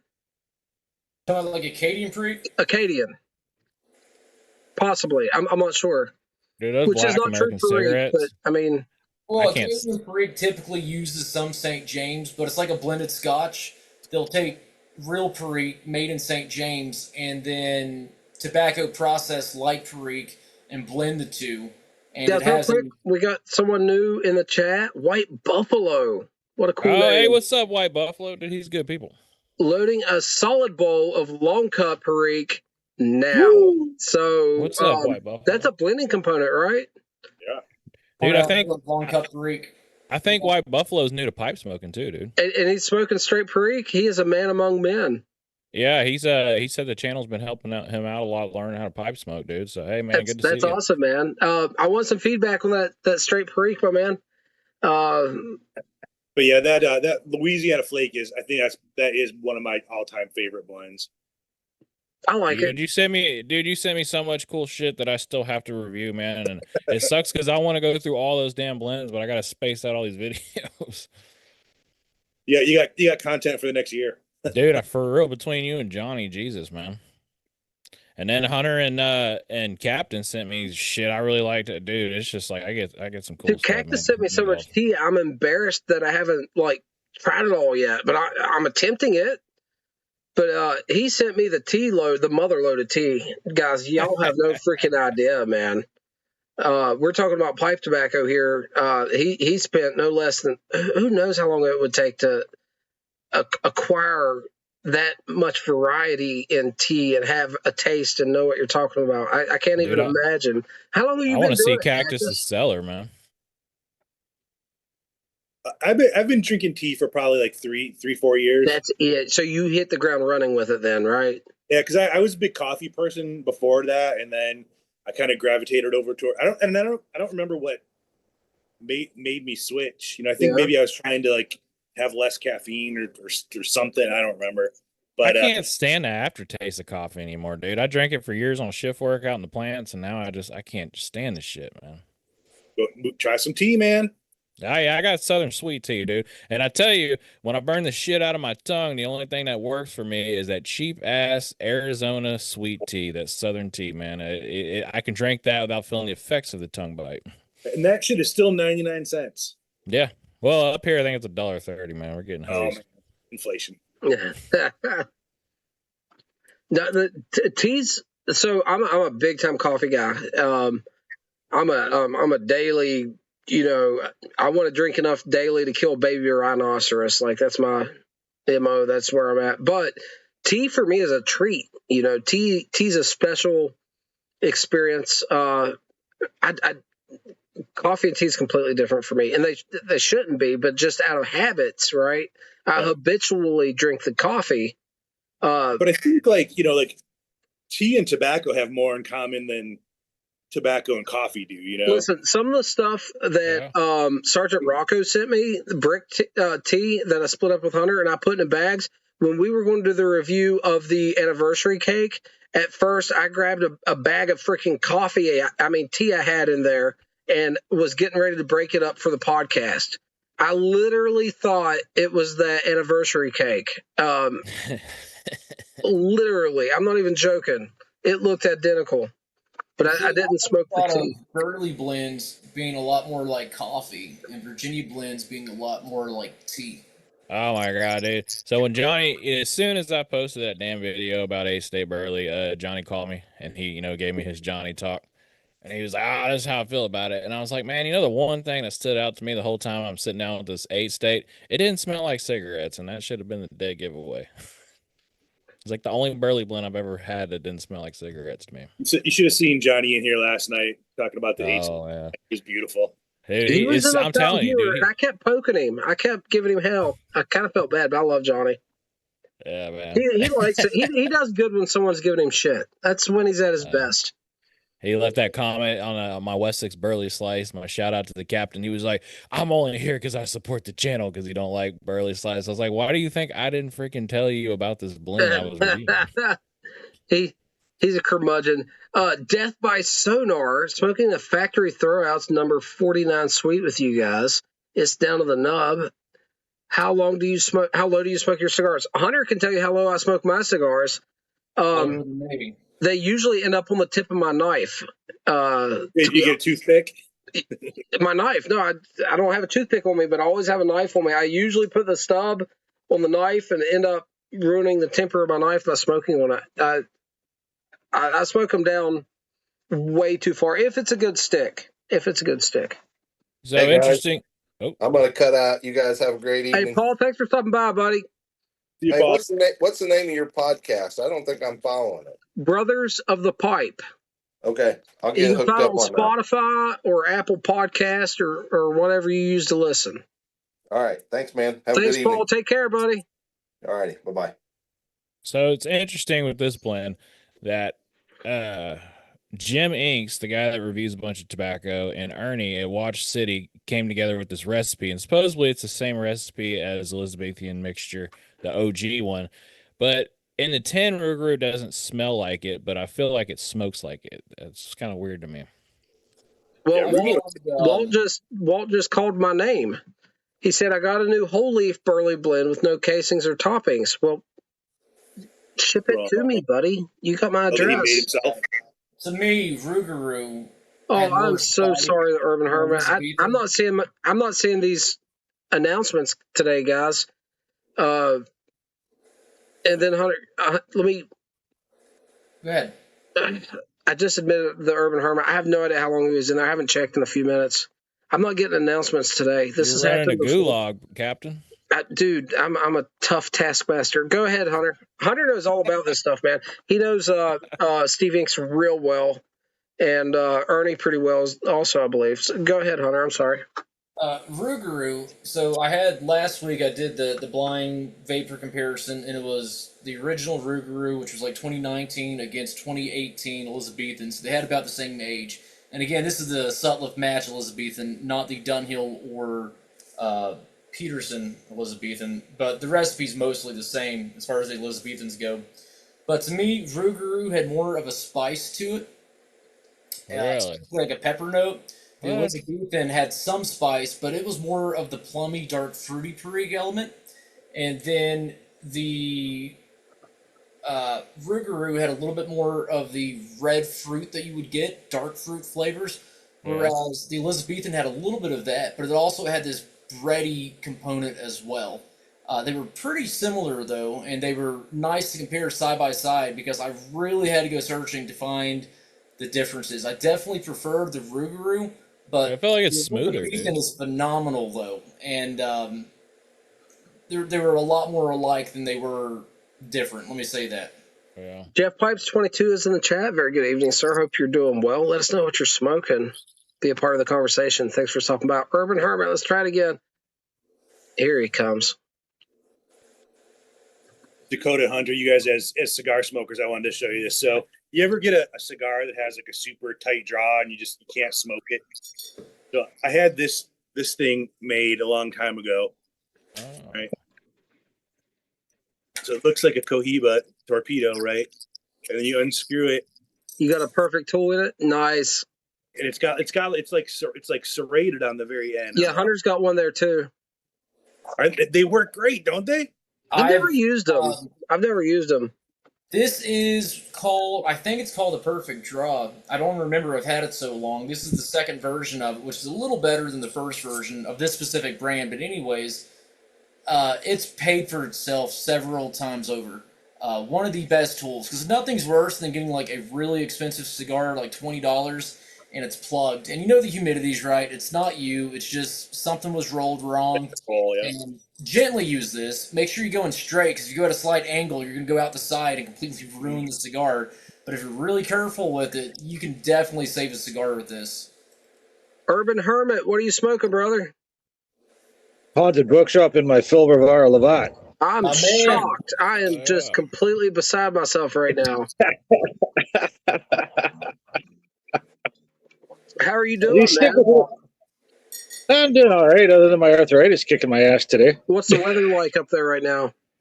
It's cool and rainy. It's been the weather this spring's been so up and down, It's been brutal. It's been a cool spring, but it's supposed to go up to 29 degrees Thursday, 29 degrees Celsius Thursday and Friday. So it's going to be hot. Enjoy it. Which is okay in some aspects.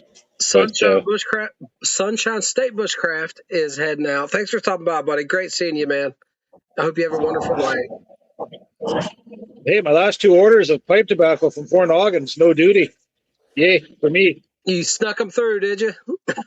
You can't catch them all, right? That's right. Anything from smoking pipes? Dang with duty. The last 2 orders from Four Noggins, nothing. I was like, I'm shocked. Talk about sneaking them through. Cactus, what snuffs did you get? Did you? The Bad Cat ones. Oh, the Bad Cat. That's right. I was trying to place. I'm talking to a guy at work, and he's looking at Mr. Stuff. I haven't told him what shipping's going to be yet, because you look at individual tins, they're a couple bucks. They're approachable, and I haven't told him yet. So what I'm going to do Monday is, because he gets a bump in mine every once in a while, is I'm going to tell him if he wants to put in an order, I'll put in another order as well, and I'll split shipping with him and make it palatable at least for him. What do they charge for the shipping? It's like $50, and there's headaches. Like it took me 2 times going through that last time. And how many months was it, Hunter? Over a month for sure. Yeah, it got confiscated the first time. Yeah. And you're just out that money then, huh? No. Mr. Stuff made back? It right. Yeah, no. He'll make it right. It's just a time thing. It's no chance of losing money. You're not going to lose your money. If something goes wrong, you'll get reimbursed or he'll resend the package out. It might take a little while, but I mean, I feel very safe as far as your money. Yeah, no threat of that. It's just that. I mean, he's doing the very best he can. It's not that issue. It was 3 a.m. Mr. Snuff.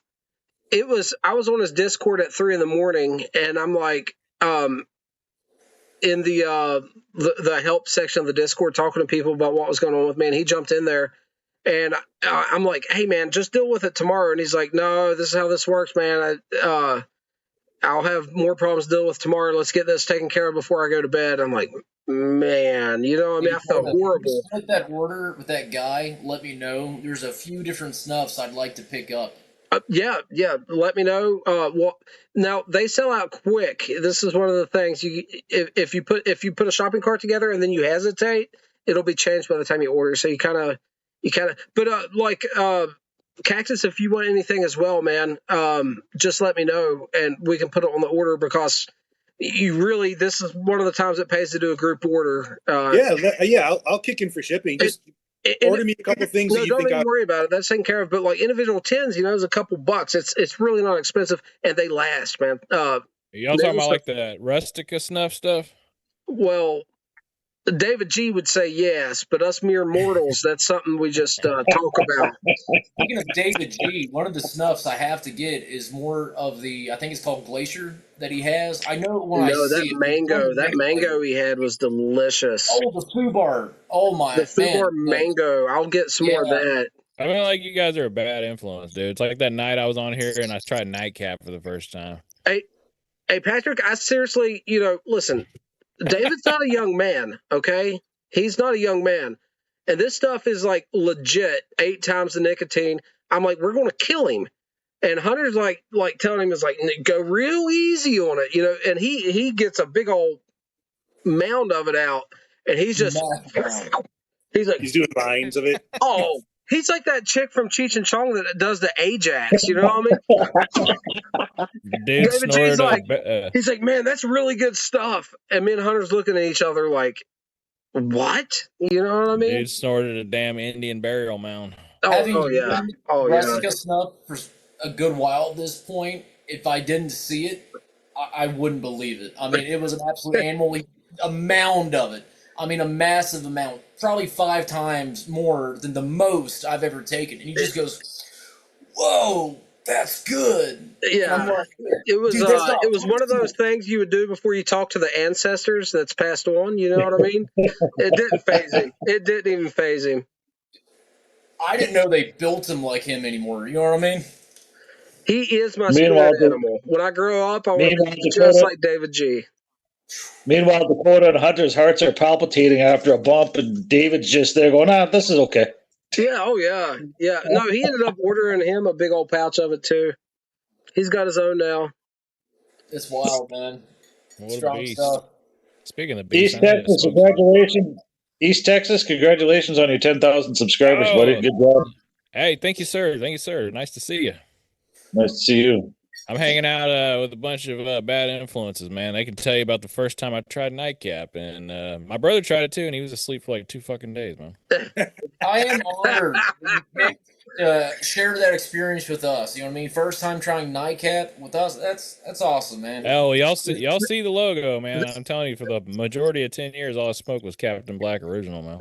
Hey, but it kind of fits, like it kind of checks out. If anyone was ever to influence you on the nightcap, it is apropos because historically I've smoked a lot, and I mean a lot. Guys, we got Yeah, Smoke that's- Snacks in here. Garrett, how you doing, sir? Hope you're doing well. Thanks for stopping by. What's going on, buddy? Nightcap, I didn't like. I tried it. I did a review on my channel for it. It didn't do anything for Not me. even the smell, dude. Okay, well, it I didn't tried- taste like on a bookshop, and anytime it doesn't No, taste no, like no, on a no. bookshop, No. I tried it, and I'm like, there's the nicotine level is so low, it's not that high. Yeah, And- man. Hey, to tell you the truth, with the nightcap, dude, the smell, like, you know, when I hear smell a lot of Latakia, I smell like Texas brisket, but damn, dude, the Latakia on that one smells like I'm in vinyl car seats of an old Cadillac, dude. It just smells so good, man.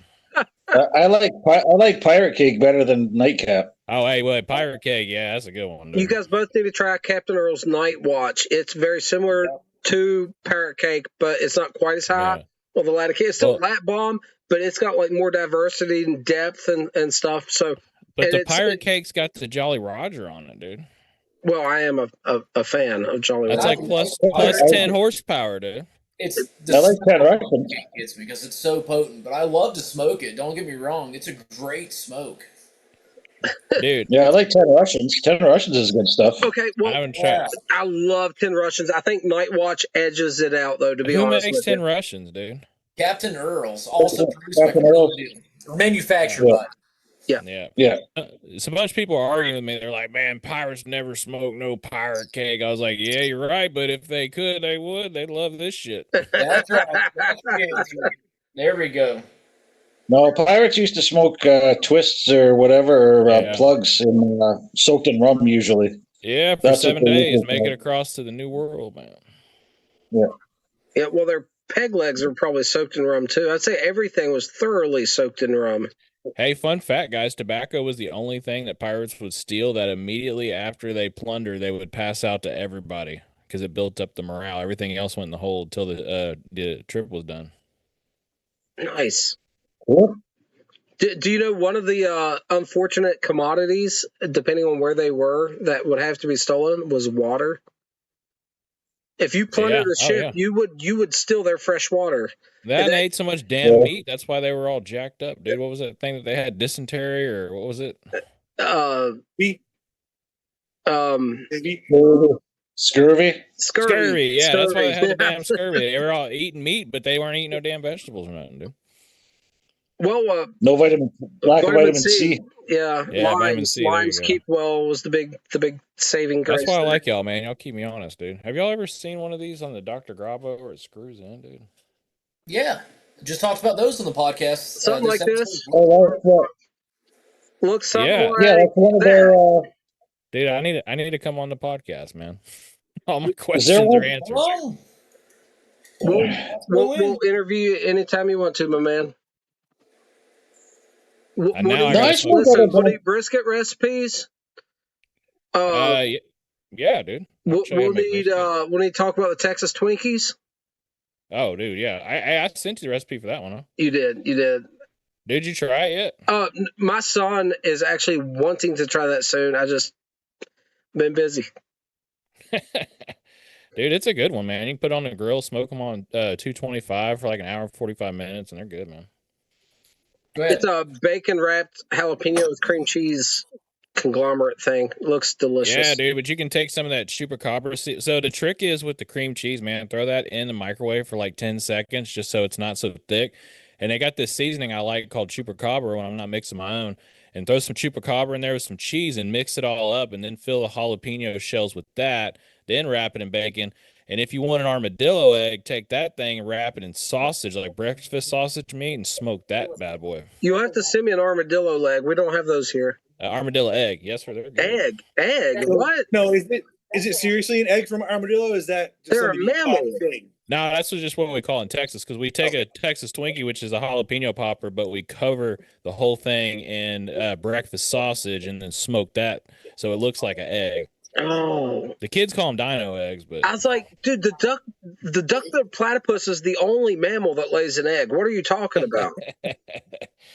hey man, everything's fucking ass backwards in Texas, man. Come to West Virginia.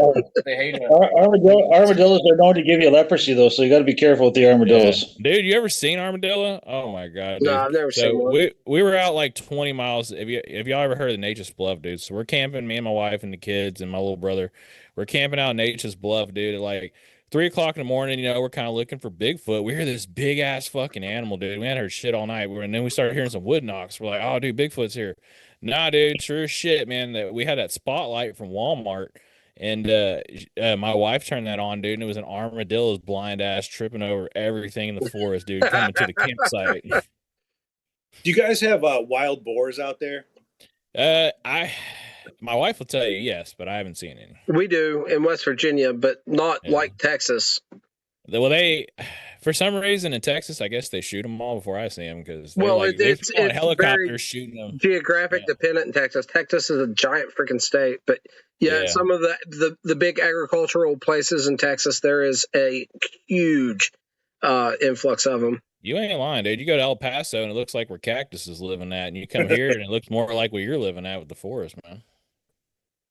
Is wild boar edible? Yes. Yeah. And when they're eradicated, the meat's donated.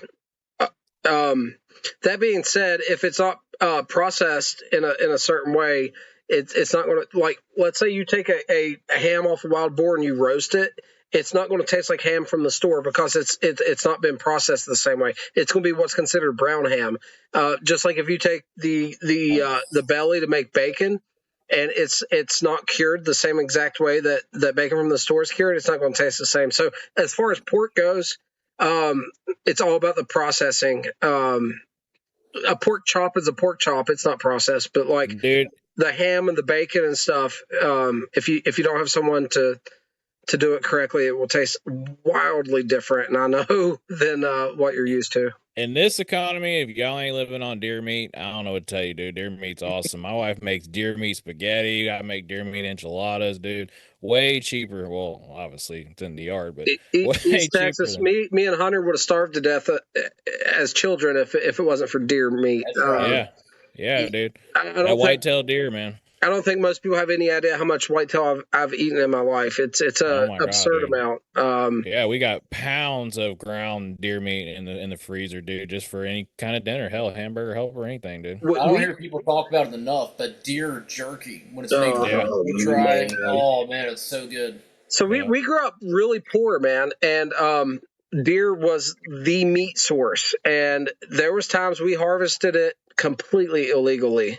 And I have a funny story me and Hunter's talked about. I did a video a year plus ago talking about the last time I poached and the last time I went hunting illegally because it's past the statutes of limitations. The game warden ain't a fucking joke in Texas, man. Listen, I got the funniest story. No, me and my dad go spotlight a deer for meat. You know, we're not big sportsmen. Yeah. We kill to eat, you know what I mean? And we kill this deer. That's why you should, dude. You should kill to eat, man. I feel. Yeah, it's free range, antibiotic free, organic. It's the best protein on the planet. But anyway, we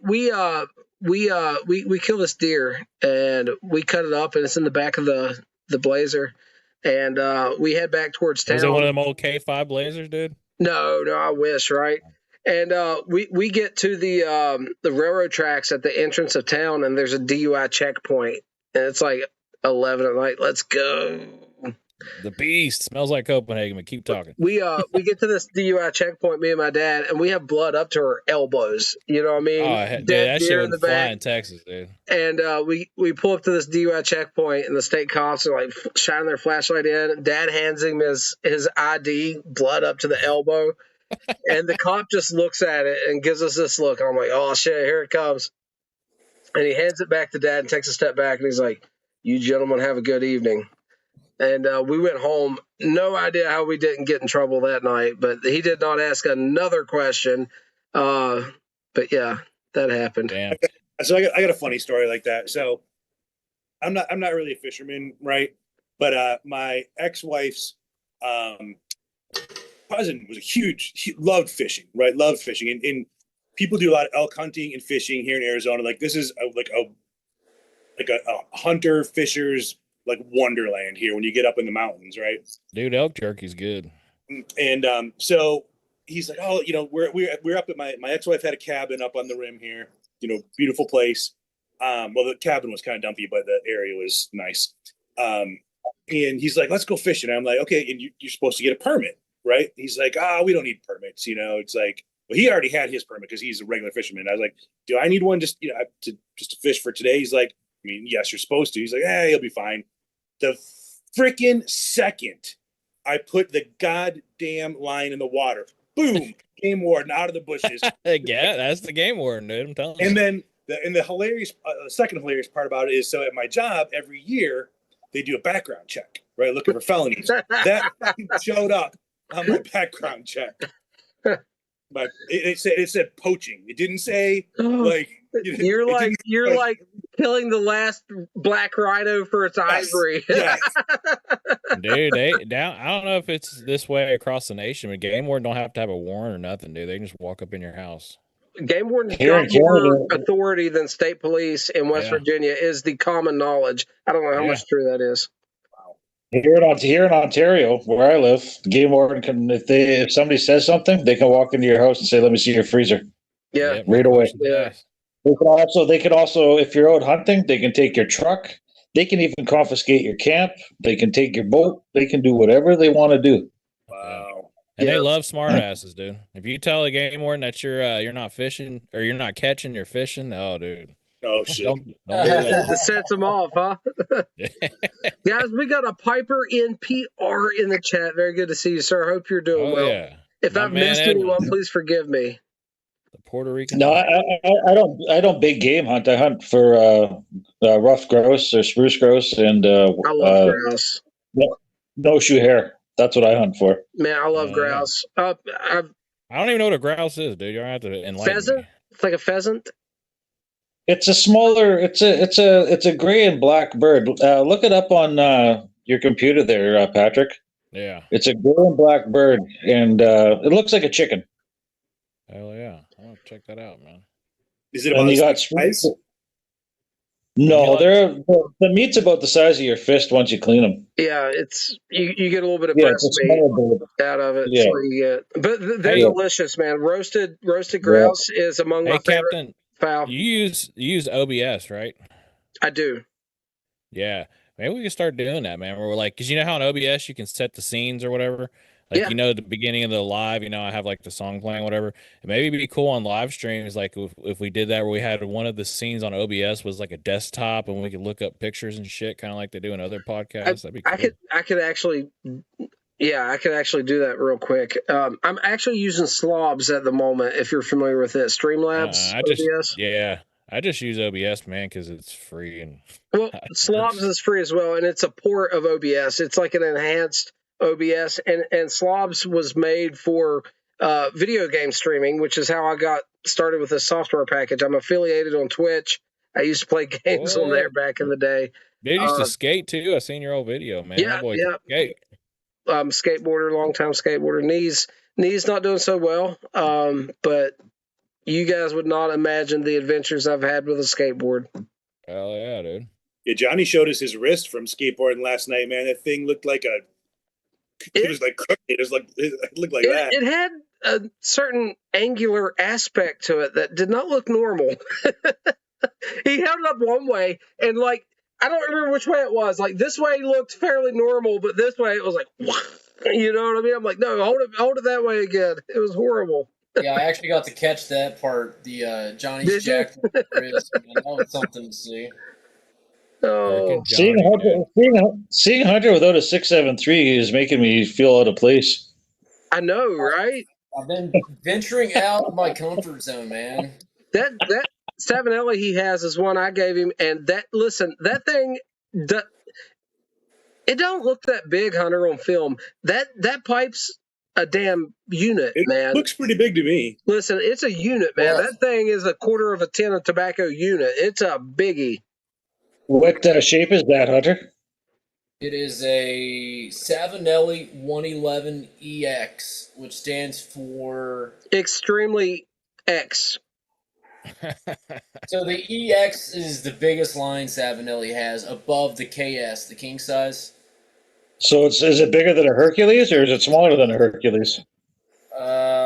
It's as big as some of the Magnums. I'm not kidding. It's a big ass pipe.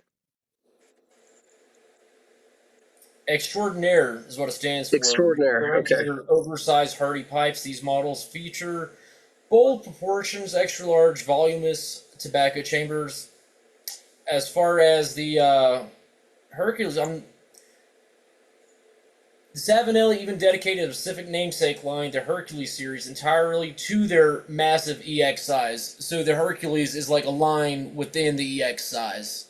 Okay. I didn't know that. That's great information. I didn't know that either. I Great just had information. Thank you. So the Hercules are all EX. How y'all feel about those author style bowls? Oh, awesome. I think those are cool. It's great shape. I love it. Great shape. 320s are great for Burleys and Englishes, in my opinion. But is it the Elegante, Hunter, that Johnny's got? I like it's got an actual saddle bit. The regular 320s, the taper is steep and they don't clinch well. But the briar part of a 320 is Eleganza. Eleganza. That's it. Thank you. Look, he's going to get one. But I do like. Yeah, that's what I need to get me one of those, man. Oh, hell yeah, dude. That's nice. What is that? A regular Roma with the vulcanite stem? Shit. No, this is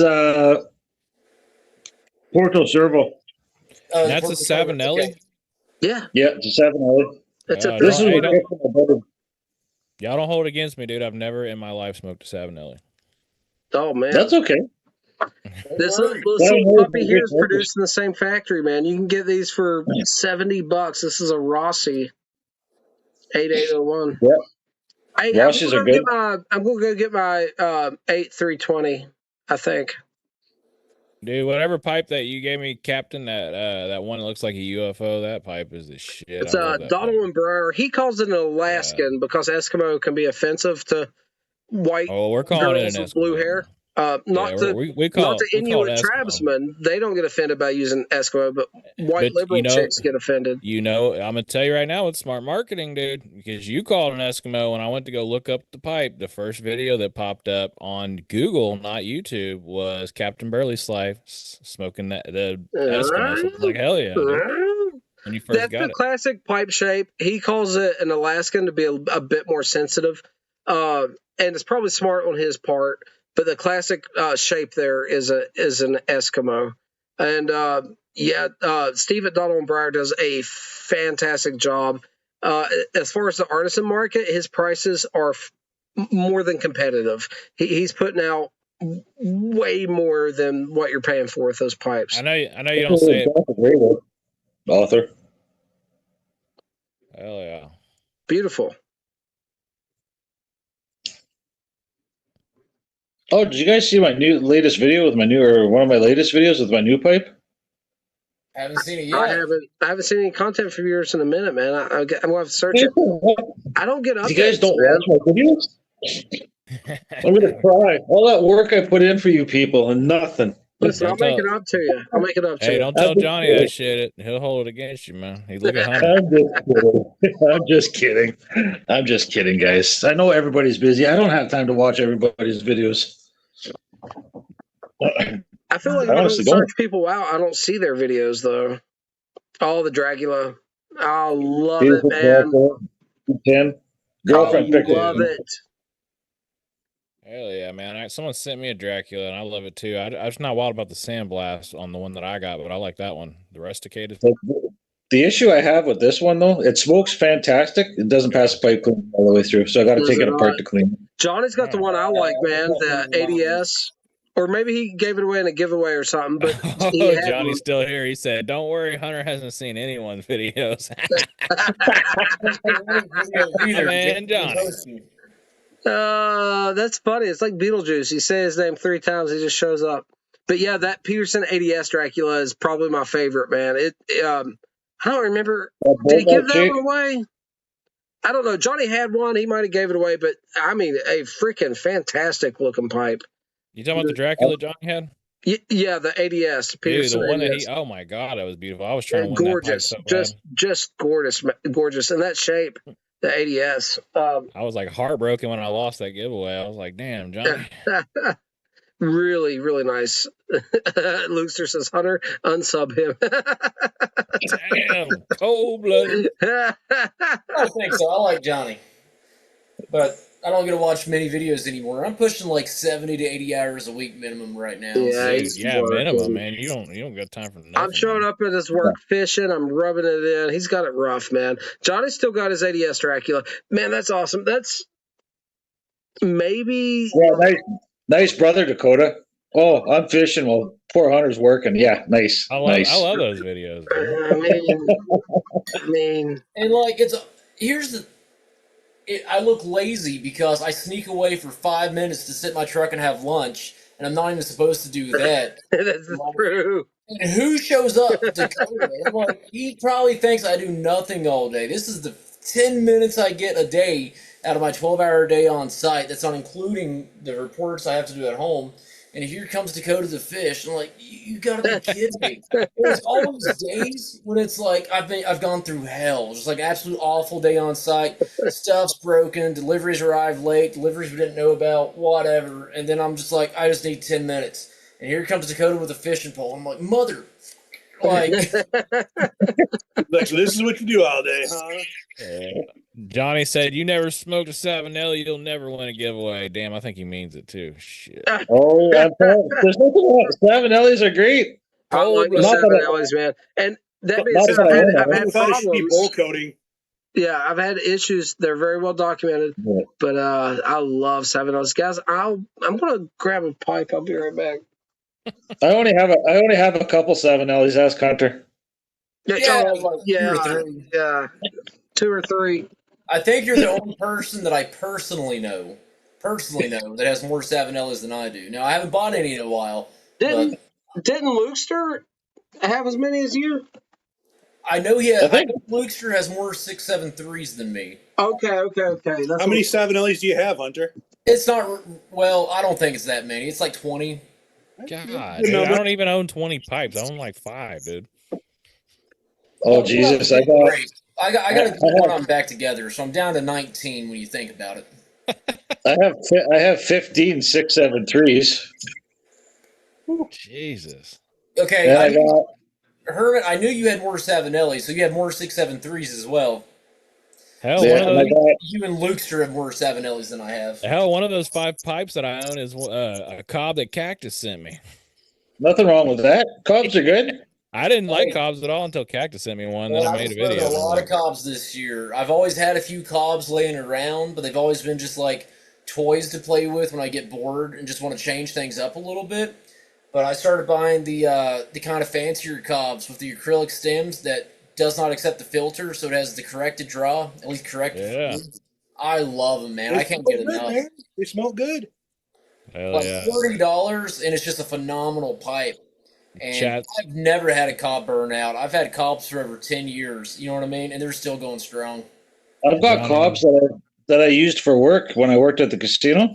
Mm-hmm. That's what I smoked at work all the time. Legends. I love the Legend shape. It's a smaller shape, but it smokes great for work and stuff like that. No problem when you're on a break. I think about this, but I think my favorite cob shape is the Diplomat Apple. I don't own one of those, but they look nice. I've got Country Gentleman's Country Gentleman's one of my favorite shapes. That's it's got between the Country Gentleman and the Diplomat Apple. Because that's what Cactus sent me. He sent me a Country Gentleman. That's classic, man. Yeah. I've got to get Forever stems for my Country Gentleman's, though. Even that hardwood Ozark. That open draw. Yeah, that whenever my brother was down, he had this cheap. Oh, check that out, dude. He had this cheap briar, and it came apart, on him. And luckily, Cactus had sent that Ozark hardwood, dude. So my brother, got to smoke on that one. He loved that one, dude. So those are good smokers too, man. Yeah, he's still smoking on it. This is a great smoker for when I'm out fishing or something. Load this up. Yeah. And Hunter, you probably know, like hardwood pipes like that. Was that an American kind of invention? Do you know? Like the hardwood Missouri Meerschaum pipes? Yeah. I don't really know too much about the history of the hardwood pipes. I've seen Missouri Meerschaum advertise them. I don't own one. I know a lot about the history of corn cobs, but as far as the hardwood, that's actually an area I'm definitely lacking in my knowledge. To be honest, Hunter, I got some history for you. I was told, passed down by family members who fought in the Civil War or the War between states, whichever you like to call it, The that War of Northern Aggression. That the cob was for wiping your ass, and they smoked clay pipes. So that's why I was ignorant to cob pipes until, thankfully, Cactus changed my ways. I'm a reformed Southerner now. But I guess they used to wipe their ass with corn cobs. I don't know. Hunter, so I'm going to have to order some more of these for our surf and turf because this was getting smoked. My grandparents told me that they used the Sears Roebuck catalog when they had their outhouse. Hell yeah, dude. We always so Sears catalog. Yeah, it's funny. So, Cactus, you said your parents live up there by Paul's? By where? By Paul's, the pipe shop? They live in Plymouth, Michigan, which is right outside of Detroit. It's about an hour to Flint from there. Dude, I feel so bad. Somebody came in the live Friday night and they were like, that place is fucking nasty. There's shit all over the floor. It's old. Right after that, dude, the assistant manager of Paul's was like, thank you so much for the review on our tobacco. We're going to send you some tobacco and a pipe. I'm like, fuck. Hopefully I didn't read that. Your place looks like shit, man. It looks like nobody cleans up around there. It's probably been there forever, man. Yeah. Cactus. I used to live in Sault Ste. Marie, Ontario, so we just shared the bridge with Sault, Michigan.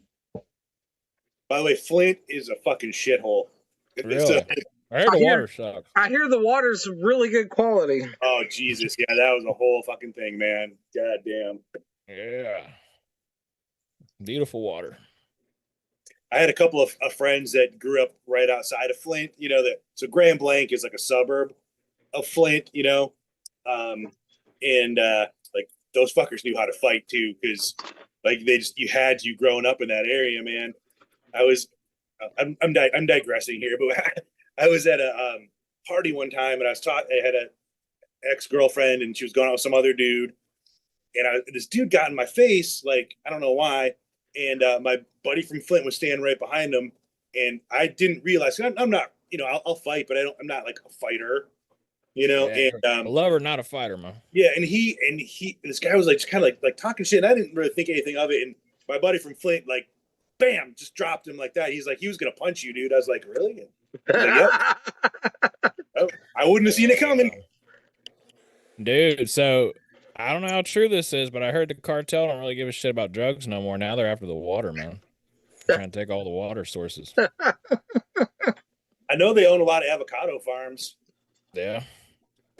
Dude, y'all got some badass arrowheads out there in Arizona?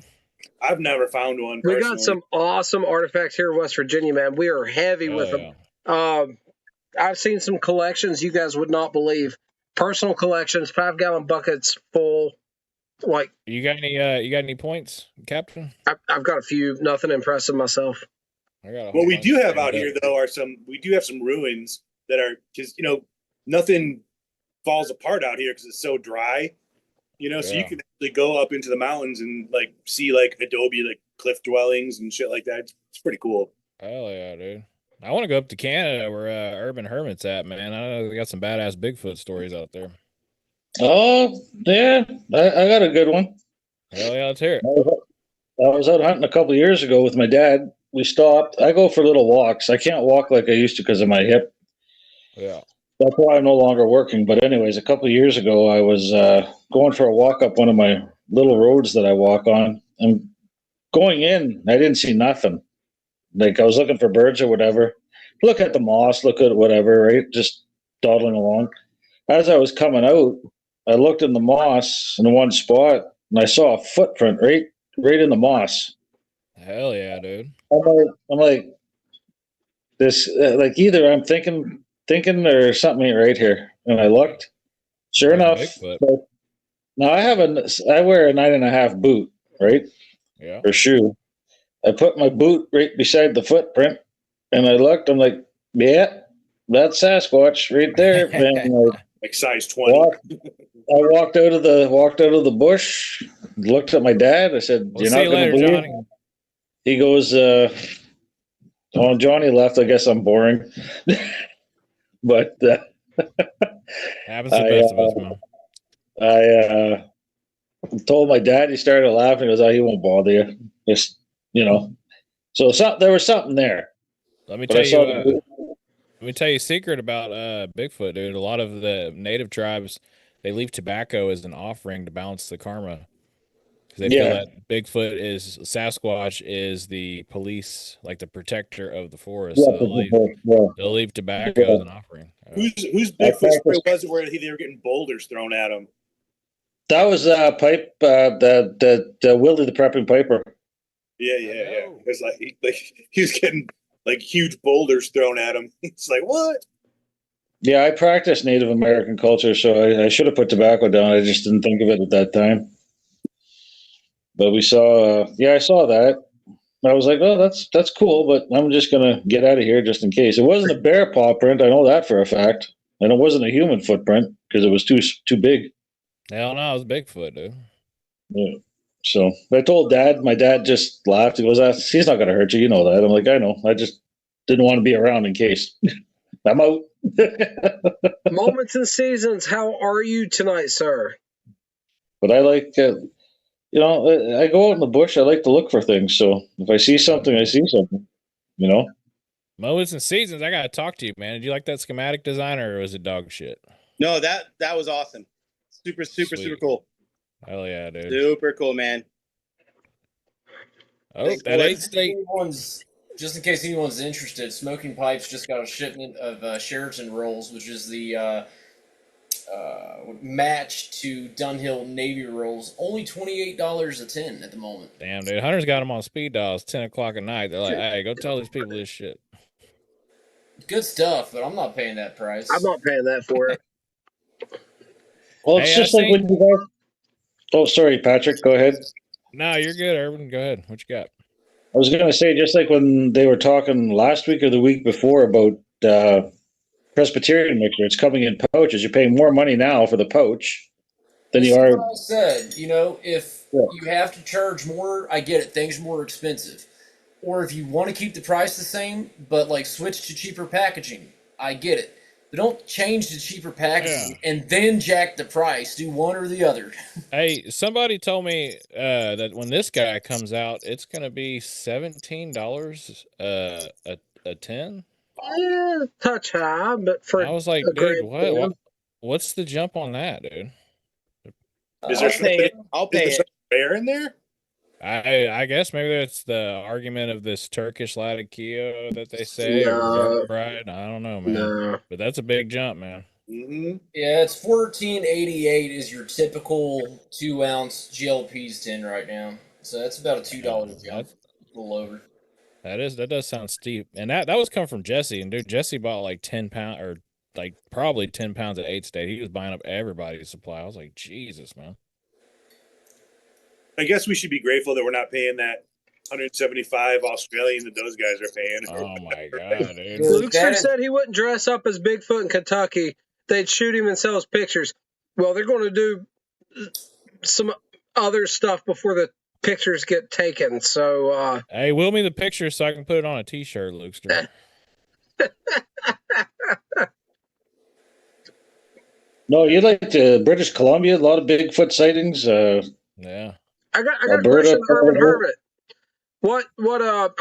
I know a fair amount of people in Canada into the hunting culture. Tell me you hunt with like a nice British 303, like a Mark IV or number 1 Mark IV Lee Enfield or something. What do you hunt with? He's hunting for that turning point buck. My dad has a British Lee Enfield 303 Jungle Edition that his dad picked up many, many, many years ago. Those are worth a fortune, by the way. An actual jungle carbine's worth a shit ton of money. Jeez. And other than that, he's got a 303, a 30-30. I think he's still got his 30-06, but he doesn't hunt deer anymore, right? So okay. we just, like I said, we basically hunt grouse and snowshoe hare. You guys up in Canada have a rich outdoorsman hunting culture that I'm a big fan of. Yeah, we hunt, we fish, we do. Hell yeah, they hunt, dude. You seen the freaking mooses they got up there? Jesus Christ! They have an actual mountain lion season that if you can get a tag, you can still hunt mountain lion in Canada. You can hunt bighorn sheep as well, but you got to pay. Yeah, the tag's exorbitant. It's like $5,000 or something like that to hunt them. Like you got to go through a draw and everything. Here you have to have a lottery to go for deer and moose and all that too, right? So the real question is, how do you feel about those swamp puppies, man? Them gators. I'd go hunting gators. Shoot them in the head. I just like watching swamp people. Those guys, you know what? In all honesty, watching those guys on swamp people, watching swamp people, I would not want to get punched by any one of those guys. Hell no, dude, Troy. I'd rather be punched than kissed by them. But gators taste like chicken, right? Yeah, gator's actually really tough. It does, yeah. It's really tough, but you got to fillet it right. If you don't fillet the gator right, it's way too tough, dude. It's on how you fillet the meat. Yeah, I had gator and it was chewy, so it might not have been prepared correctly. I mean, in Florida, we get a lot of gator at all the restaurants. It's delicious. I love it. There you go, dude. I'd be willing to try it again. I really would. Mullets and Seasons got more damn gators than everybody, man. I've had gators a few times, like gator bites. I enjoyed those. I thought they were good. Yeah. It's like they're really good. It's fine. Moments, where are you at in Florida, my man? I'm in west of Orlando. West of Orlando. Is the cigar culture pretty heavy there? Yeah. There's way more cigar bar action than anything else around here. In fact, there's a new cigar bar that opened up a couple miles from me that I'd like to go see. And I kind of like, just peck at them a little bit like, are pipes welcome? You got any pipe tobacco? Like, are we okay if I come there and light up? It's kind of funny. Well, I tell you what I would do is I would just lean into it, man. I'd wrecking ball that shit myself. But I know cigar stuff, you know what I mean? Like, if anyone wanted to talk shop, I'd be good to go. But yeah, dude, I'd put me a nice shirt and jacket on, and I'd roll up in that bitch with my pipe, and I'd own it, dude. Dude, I know everybody hates aromatics, but I'm telling y'all, have y'all tried this one yet? I have not seen anybody try this one. It's made by Cop, the Drake Caribbean Blue. I've not had a single Cop blend under their own name, but I love a lot of stuff out of their factory. But I've never had any of the Cop branded blends in my life. Walt's probably had it. Walt's had everything. Is Walt still in the chat? Walt, tell me what you think about the Drake Caribbean Blue. I told Johnny it tastes like. Go ahead. I got to do a review for Willie the Prepping Piper because he sent me a Christmas blend, so I got to try it. I did try one bowl, but I got to do another bowl. I told Johnny that the 10 says this shit tastes like pineapple, and he almost choked me out. He's like, I hate pineapple. I was like, well, it don't really taste that way, but I don't know. My wife thinks it smells that way, and she loves it. There's nothing wrong with aromatics. Right? No, not at all. Smoke what you like what you smoke. That's what I always say in my videos, right? The only thing wrong with aromatics is that I have a hard time getting behind them. I wish I could get behind them easier. It's not my jam, and I wish it was. And that's just your palate, though, Dakota. Yeah. That's just your palate, though, Dakota. I wish I could get more into them. Speaking of Pipe Smokers Anonymous, this is how much apricots and cream I keep on deck at all times, man. Nice. Hey, way too much. My dude Larry is in the chat. Larry, how you doing, man? Met Larry at Muletown. Awesome dude. He's got a really good Instagram going on. I'm trying to get him to become a YouTube presenter as well. I would love. Great time talking to Larry. Yeah, I would love for Larry to do some videos, man.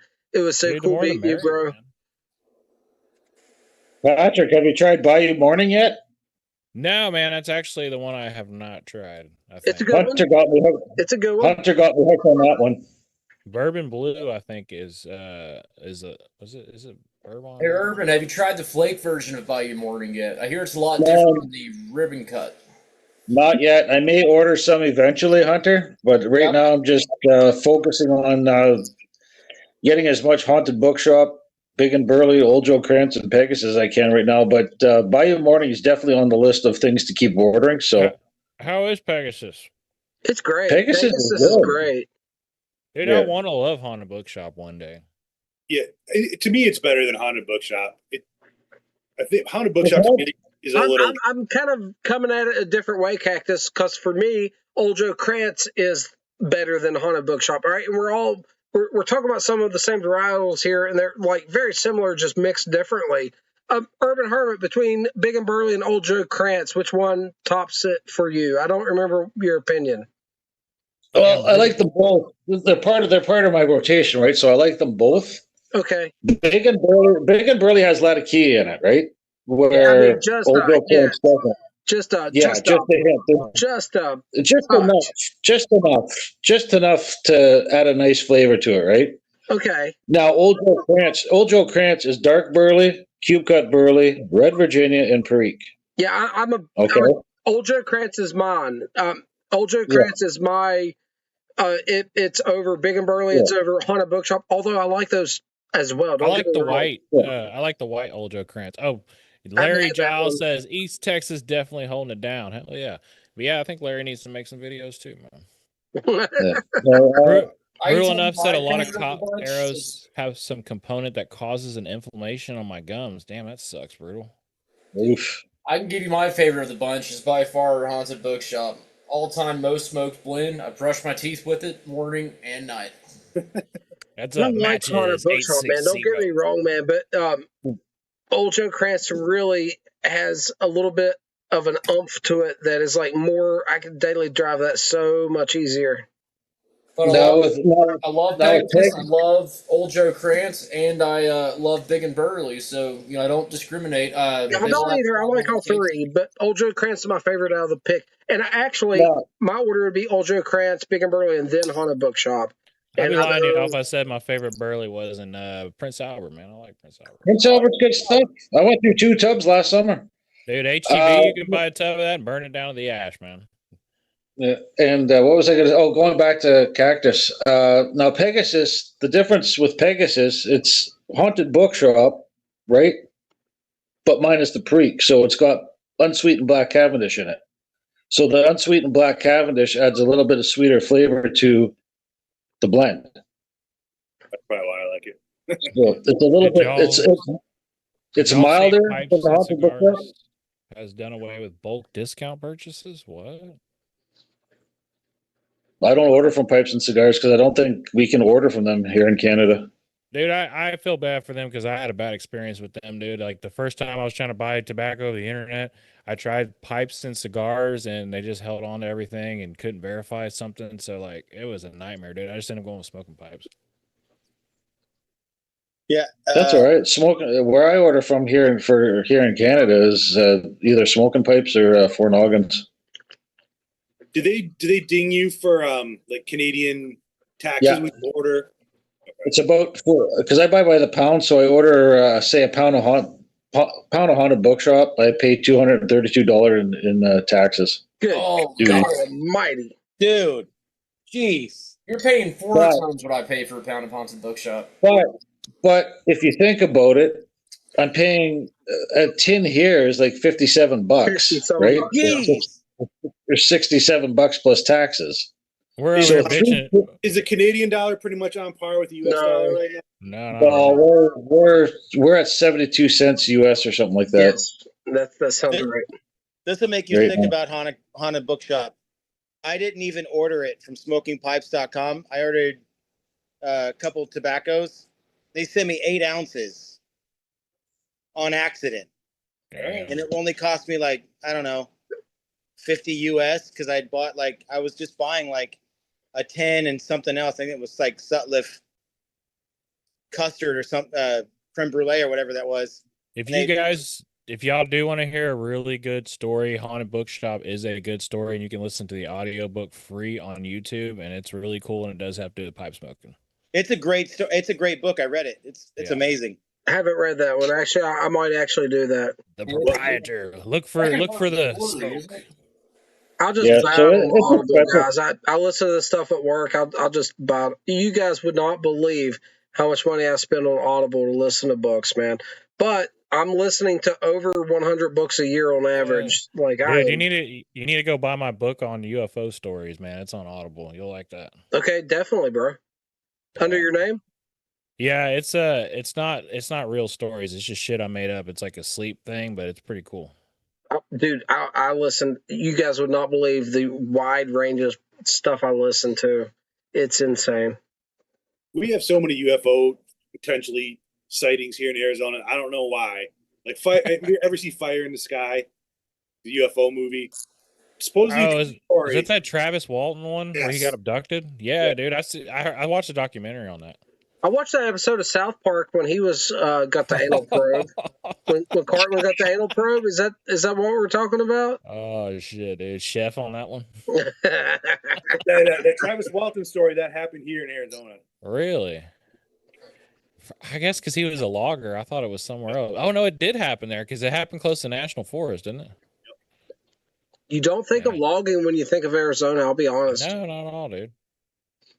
You think speaking of, you get up over 6,000 feet and it's all pine trees. Right. Speaking of logging, you work at a sawmill, right, Dakota? Yes, sir. They closed our sawmill just down, just about 20 minutes away from us. Really? This year. Yeah, it's shutting down next month permanently. There's a lot of industries right now taking big hits. So the industry I'm in is in hardwood lumber. What you're talking about, I'm sure, is softwood pine construction materials, 2x4s, dimensional lumber. So I'm like, what I'm doing is like oak, maple, hickory, cherry. You know what I mean? It's going to be made into cabinetry, flooring, furniture, stuff like that. So those markets overlap, but there's some differences. But the hardwood lumber market, dude, is constant ups and downs. Dude, the hardwood sucks, but I'll tell you straight up, dude. Canada, as a woodworker, has some badass lumber, dude. I love getting timber from them, man. Canada has the most optimized soft lumber mills in the world.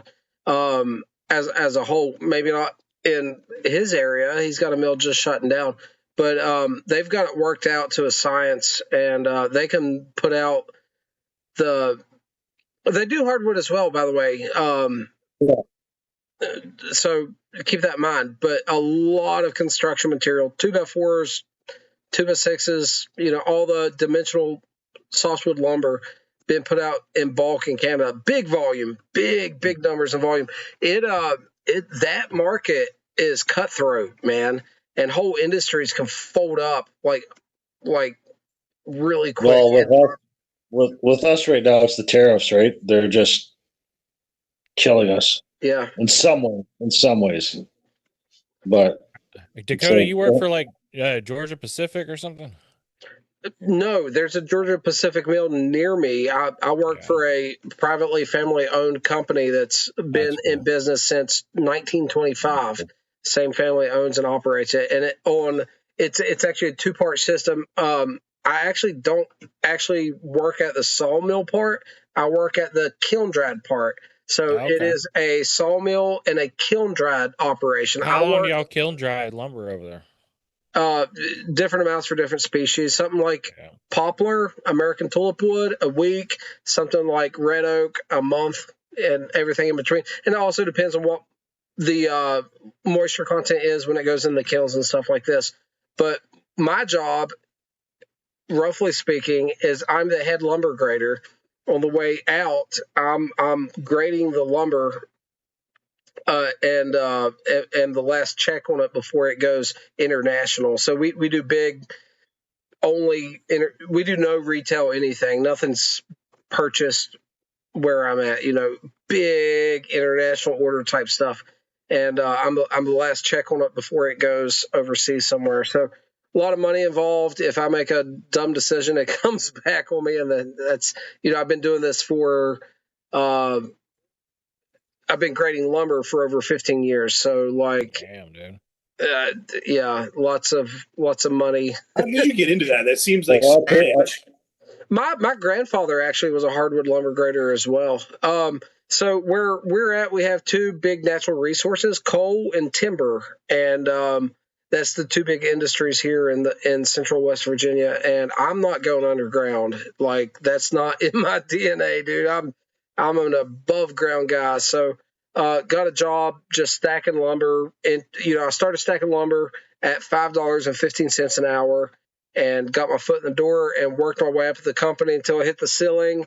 And every time I try to leave, they convince me to stay, and that's how that's happened. And we lost our paper mill. We lost our pulp and paper mill in 2023. They shut it down. Damn. He was asking about Georgia Pacific Mill. We have a Georgia Pacific paper mill not too far from me. It's a pulp mill where they do. Yeah, I think down here in Lufkin, they got the Georgia Pacific plywood lumber mill. We were Domtar. That was our company, Domtar. I've heard that name, but I'm not familiar with it. Captain Burley, do you have any advice for us knuckle draggers that are go out and buying hardwoods at like Rockler or whatever? What to look for? How to? Dude, Rockler is expensive, dude. Where I live, though, Rockler is one of the only places I can get. Dude, before all this tariff shit went down, I used to have this guy that had a RV storage unit, right?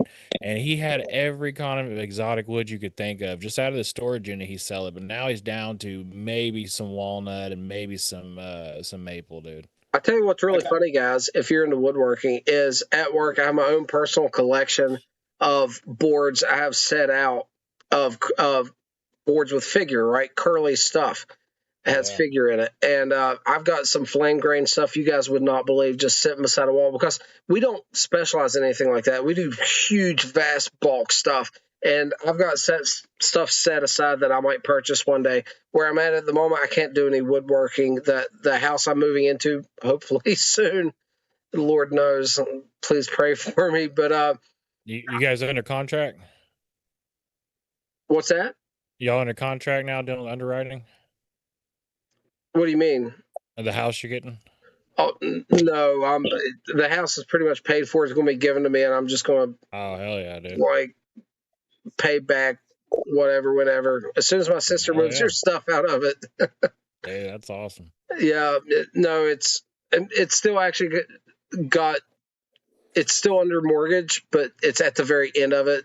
So it's a big long thing, but I'll be moving soon, and we had somewhat of a wood shop set up in the basement there, and if I could get back into woodworking a little bit, guys, I'd be quite the happy camper. Dude, I'm jealous. I wish we had a basement. Yeah, I wish we had basements here in Florida too. I don't know, man. We don't have basements in Arizona either. Really? Does anybody else have basements? I got a basement. My dad has a basement. They have basements in Michigan, but yeah, I guess the ground here is like too hard. Like it's all ground or something. Basements are pretty common here. Pretty common. I don't really know of anyone that doesn't have a basement, to tell you the truth. Hey, our friend Rickson's in the chat. I know I'm saying his name wrong. You guys help me with that. In moments, I'm assuming Sawdog is in the chat. Sawdog, how assuming Florida doesn't have basements because it's too soggy. Yeah. I mean, you dig a couple feet, you're in the water table. Okay. Yeah. Hell yeah. All right, y'all. I'm going to take off, man. It was awesome hanging out with you guys. Patrick, great seeing you. Thank you so much for stopping by. Yes, sir. Good talking to all y'all, and good to meet Urban Hermit and Moments and Seasons for the first time, man. So hopefully you guys Likewise, are doing well. East Texas. I think I got to email you about your address. I want to send you something. Okay. Yeah, dude. Cool. It's a dark holler from Country Squire. Very coconutty. I love Country Squire, dude. I've only smoked. I call it Old Toby, dude. Fuck this Tom McGee bullshit. But I like the Old Toby. I think that's a good aromatic from Country Squire. Man, those Lord of the Rings people suing everybody, man. It's dog shit. Because if there was a good aromatic, Old Toby, in my opinion, is a damn good aromatic. So good seeing you guys, man. I'm taking. Take care, brother. Have a good one. Maybe I'll send it to you, Captain. You send it to him, and you try it and send it to him. No, it sounds like an aromatic. Man, I can't do aromatics. It's It's a waste of. No, there's a couple. Bostonian Rhapsody from was that a Watch City one? I think. Yeah, Watch City. Yeah. Yeah, I actually didn't hate that one, dude. That one was all right. And there's a couple crossovers and stuff. Like I experiment with a lot of aromatics because my wife will like smoke some occasionally with me, so I do experiment with them, and I love getting a new one to try. But I'll just be honest, it's just usually not something I enjoy. I wish I liked aromatics more than I do. Like I feel like aromatics are like they're great to they're good to kind of like learn with in a weird way. Like it teaches you if you smoke too hard, it's definitely going to burn the shit out of your mouth. If you know, so you learn to like take your foot off the pedal with aromatics, and you get to learn to taste that one flavor. You're like, oh, this is supposed to taste like maple. It's supposed to taste like whatever, and you learn to find it, and you're like, oh, I got it. Great. It's like training wheels. But man, once you cross that bridge from aromatics to non-aromatics, it's a whole new world. I've been non-aromatic for so daggone long, man. I mean, you were a heavy English smoker for a long time too, Dakota. So yeah, very long time actually. I want to like aromatics more, and I'm still, guys. I'm experimenting with them, and I'm never talking down to someone who's into aromatics by any means, man. I'm jealous. Someone that can be content smoking Captain Black all the time. I love the smell of Captain Black. I wish I could just sit down, smoke it, and enjoy it, but it's not me. So, like toasted marshmallows, it's amazing. It smells incredible, and I have memories associated with the smell of it. You know what I mean?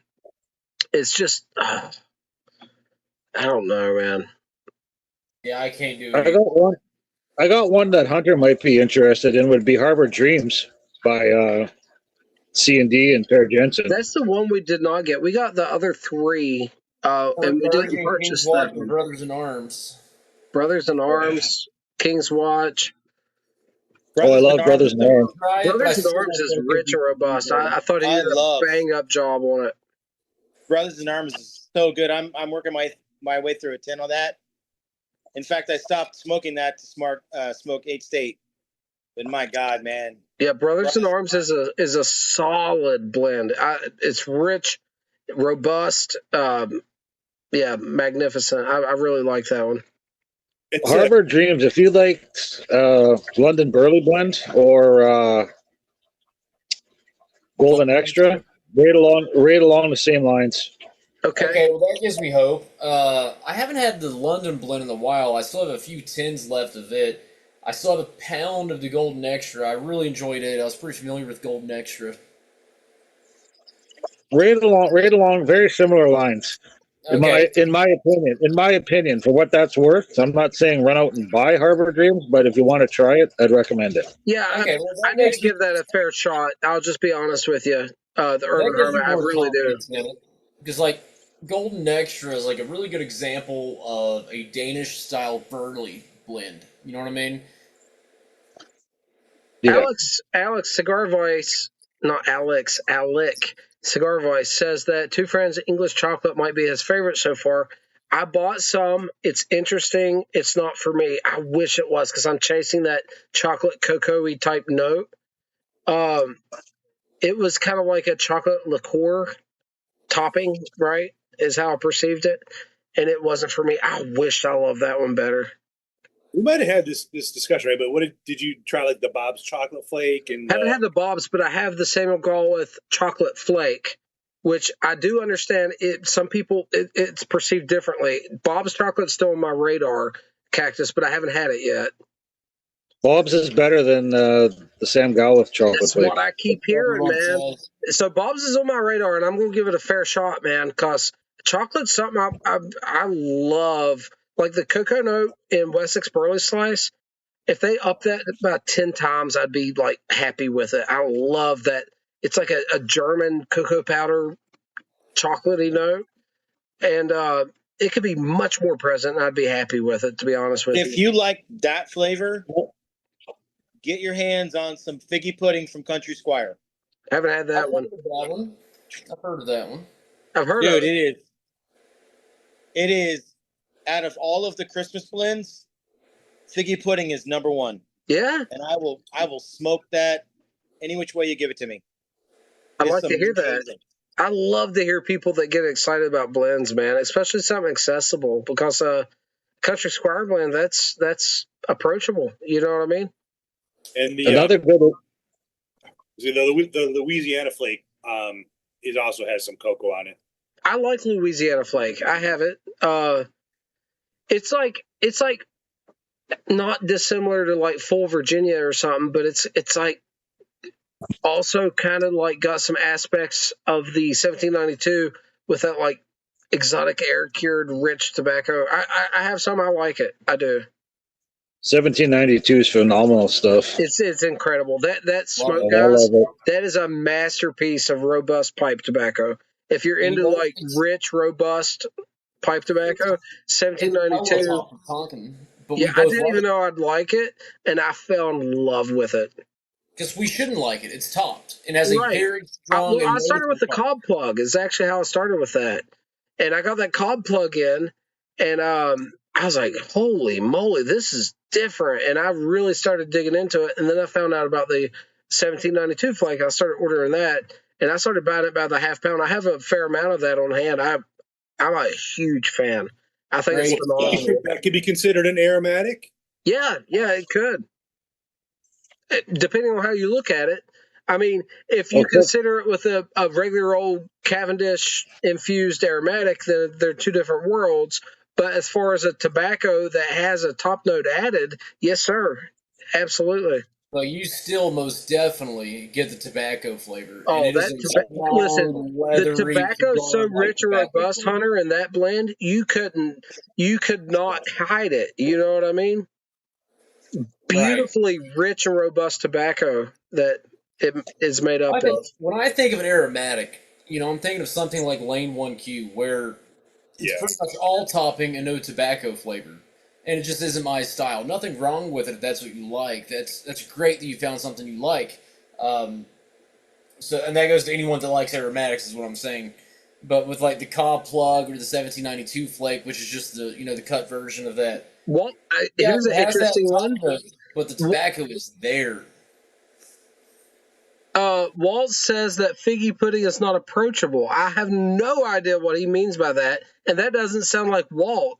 So we got a hot take in the chat, and I want to know That's more. A real hot take, man. Like, damn, figgy pudding is so good. Walt is so open-minded with everything that I don't know what to make of that comment from him. I love it, though. I love the controversy. I have literally one bowl left of figgy pudding. Walt, you gotta give some more details. I need some information because that's not like Walt at all. Yeah. Walt's got nothing but good stuff to say about so many blends that are like so ho-hum. I really want to know what he's thinking here, man. Yeah. Oh, not available is what he meant. Oh, okay, that makes sense. See, that makes sense. When Walt says something's not approachable, and I'm getting like strong Johnny vibes from Walt. I'm like, what is going on here? Hey, I need your help. Before we end the live, we still got like 10 minutes left before we start taking stuff. I need your all's opinion on something. I have two options of something to purchase. Dakota and I have been speaking about this. I can spend $250 and get an estate pipe from Smoking Pipes, which would be my first really higher end briar, or I could spend $200 and buy a pound of McBurn's HH Pure Virginia, which I really like and is no longer available. So, like, do I buy the pound of the blend that I know I love, or do I buy like the really good deal on this pipe? Let me lead the witness. I'm going to lead the witness, guys. This is my opinion. They're making new pipes every day. That tobacco will never be made again. What's the pipe? I can't say. You can't say because it's a state pipe and someone will go buy it. It is a known high-end Italian pipe maker. We'll say that. It's like a real nice Italian pipe. Is it something that might come available again another time? The exact one, maybe not. To be honest with you, the exact one, Similar enough. maybe. I go with the tobacco. That's what I'm thinking. You can always get a pipe. You can The get tobacco will never be made again. We know that. right. This is the thing I'm thinking. If I get the pipe, I know the guy that has the HH Pure Virginia. Maybe he can hold on to it for another month or two, and I can get it in the future. But I don't know for sure. What do you want more, the pipe or the tobacco? I want both. I want the tobacco in the pipe. Flip a coin. He wants it all, and he wants it now. Actually, Cactus, that's probably the best suggestion I've heard. Flip a coin, because I can't decide. Maybe this pipe is unique. Okay, that it's like,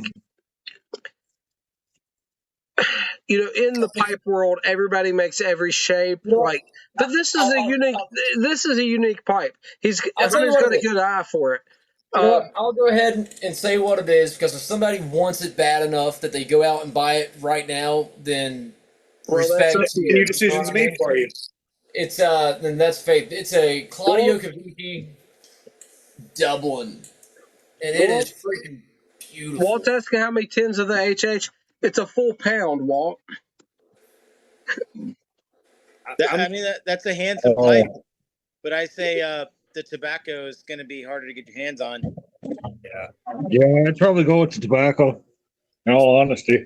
I think I'm going to message the guy to see if he'll give me like a month or two to hold on to, because it's not for sale. I bought a pound of Match Elizabethan off of him, and he's like, oh, I also have this if you're interested. If I can get like a guarantee, or I want to get both, just like I recommended. Give him like a month or two that he guarantees he doesn't sell it, because he knows I'm good for it. If I say I'll buy it, I'll buy it. This is when I officially stopped being Mrs. Pipe Hunter's favorite. Because this is what I told Hunter. I was like, just get both. Go in debt. Yeah, get both. If I get the guarantee he'll hold on to the tobacco, then I'll definitely go ahead and get the pipe. If not, I don't know, man. It's a tough one. That's what credit cards are for. That's what I told him. Go to credit card debt. I've got Peter Griffin singing the credit card debt song in my head now. You know the one I'm talking about? I've got $30,000 of credit card debt. But I've got a great pipe collection now, so I mean, it all evens out. The law of averages. So he's having a Pat and Tad moment right now. It's both, dude. It is great to witness this in front of God and everyone in the public sphere. It's driving me mad, man. Like, I'm getting physically ill from it. He does. I'm going to start a 12-step program for us people with Pad, Tad, and Sad. The thing about Hunter, he gets real serious and thinks this stuff out. I'm an impulse buyer. I'm like, yeah, it's a good brand. Let's see what it's all about. You know, Hunter like really calculated. He's got the spreadsheets out. And he's like, yeah, that's smart. He's real calculated. So, like, he's torn up, man. You know what I mean? I get nerdy, dude. I've got spreadsheets for my seller, breaking it down into categories and what I paid and age and all kinds of stuff. All right, guys, real quick. Sow Dog Piper suggestions on some good Burleys. Obviously, we got Wessex Burley Slice. We got Solani Aged Burley Flake. We got Watch City. Solani. Deluxe Crumble Cut? You can still get that, I think. Deluxe Crumble Cut? No, the Watch City was not, it's not back yet. If Burley Bear, if Ravenwood brings that back out, Diamond in the Rough that Walt turned me on to, Savinelli, Jupiter is fantastic. Solani Aged Burley Flake, or Aged Burley. Yeah, Solani Aged Burley Flakes, fantastic. It's like a less topped Wessex. I think it's the same base blend, both coming out of Cop, presented in the same way. I'm going to pull a wild card. Cornell and Deal, Burley Flake number 3. There's Burley 5 Flake number 1 is really fantastic. It's rough around the edges. Burley Flake number 4. I like that one too. Okay. Yeah. I like number 1 a lot, but it's rough around the edges. Three's good. Yeah, 1's good. Yeah, it's rough around the edges. I agree. Did you say Petey? I haven't yet, but I mean that's a No, really Petey's a good one. I just thought of that one. Petey's good suggestion. And Actually, of course, it will. Petey would be my biggest suggestion of something currently available that's really good but easy to find at a good price. Low Country's Petey. Brian some of those, says Brown Irish X. Brown Irish X is delicious. That's a strong one. I some of those love it. LJ Peretti Burley blends. Man, they're hit or miss. That's a No, big can he's of- prodding the cows. What he's doing, he knows what he's doing. I would have gave you a half a pound of it if you were interested. He's stirring the pot, man. I couldn't give that shit away, man. Which one is that from LJ Peretti? For International Enigma Pipe Flake? Smoking Day, they came out with a beautiful Enigma flake that was like this gorgeous burley flake that they apparently soaked in like Head and Shoulders or some kind of shampoo. It was the prettiest presentation. It was in their classic paint can. Hey, I spent $60 plus shipping to get a half pound of this stuff. It was immaculate looking. I couldn't get through the first bowl of it. Took it to Muletown thinking I could trade with someone. Couldn't trade with anyone. Took it to Muletown trying to give it away. Couldn't give it away to anyone. Yeah. I got LJ Peretti Yuletide, which was hard to get. How was that? Not good. I love their Cuban mixture. LJ Peretti That's Cuban one mixture. that's one I want to try. Is Cuban mixture. I like it a lot. And it does have a little bit of the floral thing going on, but it's not bad. My friend Terry Davey that commented earlier in here, I don't know if he's still in here. He, yes, sir. All right. Terry loves LJ Peretti Burleys. That's his jam, and I'm happy for him. That soapy thing that people talk about, it's a real thing. And I can't do it, man. I cannot do it. But the Cuban mixture is delicious, and I'm really happy to have some of that on hand. They make some good vapors.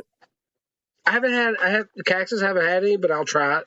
The number eight. I mean, I don't know if they had to change it because they had that whole Sutliff thing. Because the number 8 slices is now a plug, so it makes me think that, or it's like a crumble cake plug, but the slices are not available anymore. So it makes me think that maybe they ran out of one of the key.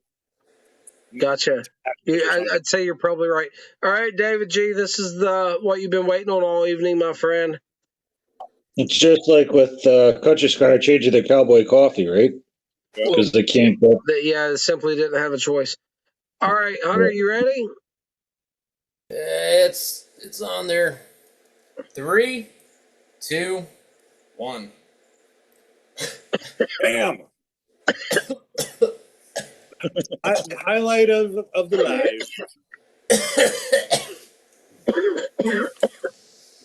Jesus.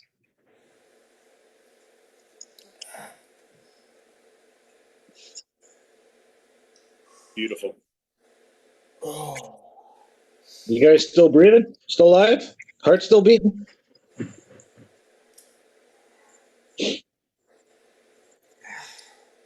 God bless you, guys. David G hasn't been waiting. He's been 4 bumps in. Hunter can't talk. Hunter's crying right now, praying to God. No, Dear Lord, what did I'm I starting do? to learn, man. The pinch method with this Ruska is the way to go. I can control the release. It's delicious. It's the way to go. I remember when he did it with a knife. I was like, oh, this could be interesting. I used to do that a lot. Not so much anymore. Cubatago is in the chat. He agrees with Walt there. Walt's heading out. Good night, sir. We were at her parents' house. And we both had our knives out with Ruska, and her mom walks in like right as we go to do the sniff. My mom is a prude, guys. She's like, no alcohol, no nothing. You know what I mean? And we were snorting stuff up our nose holes. Holy shit, she about freaked out. Yeah, that was the thing. We got her. We did get her to do a bump of a medicinal, medicated snuff. Yeah, though. she did try it. I forgot about that. Sometimes at Thanksgiving, guys, sometimes at Thanksgiving, it gets wild. I bring the bourbon. My sister brings the gummies. Like, shit gets crazy sometimes. Don't forget the wine. the wine. That sounds like a good time. That's Yeah, a real but my good time. mom is the most straight laced. Like, you guys have no freaking idea. But That's why we do Thanksgiving, no one's looking. Mom has a drink or two, and No, not the drink. She. I don't think she'd touch alcohol. Although she keeps some whiskey for medicinal purposes, but If you want to call it whiskey, it's Canadian Mist. she won't drink it. It's for cough syrup. She won't drink it. She keeps it so when I was like a teenager, I could steal it from her. I don't know any other purpose it ever served. That's what my mom used to do too. Like get the whiskey, mix it with some honey and lemon. Yeah, man. My mom, dude, she's so anti-alcohol. You guys have no idea. But she keeps some whiskey on her. Is she anti-tobacco too? Yeah. Does she have the Southern Comfort underneath the sink? Yeah, she's anti anything fun. She's probably anti titties. does she give you a hard time for smoking? The Perrier? Not really. I used to be a cigarette smoker, and that broke her heart. You know what I mean? But the cigars and pipes and stuff, nah, she don't give us a hard time for that. That's good. How's your mom doing with her fibromyalgia and stuff, guys? I haven't seen any downgrades, like anything progressively negative, but man, it's a serious battle. Like, my mom is like one of these people that never complained or anything, and then all of a sudden, like the hardest working woman you'd ever seen in your life. You know what I mean? She was a housewife that just went above and beyond, and I made her job so much more difficult than it needed to be growing up. And never a complaint. Oh, there was complaints. Man, my mom's mouthy, but it was out of love, right? But like, after that fibromyalgia hit, man, it got weird, sad. Like, I was like, oh shit! Like, my hero, my hero's got a chink in their armor. You know what I mean? But I know what she suffers through because I have osteoarthritis and fibromyalgia, so I know what the pain is all about and the fatigue and everything like that. my mom and dad had to move houses just so they didn't so she didn't have to climb up so many stairs to get to the house. Like, I mean, really serious stuff, dude. It's kind of, it's kind of hard to even put into perspective, man. I know what she's going through with the pain and everything. I understand completely.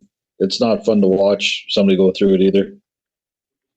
But I understand what she's going through. She's a good sport, though, man. My mom, there's never been another woman like her. I'll tell you what, she is one of a kind.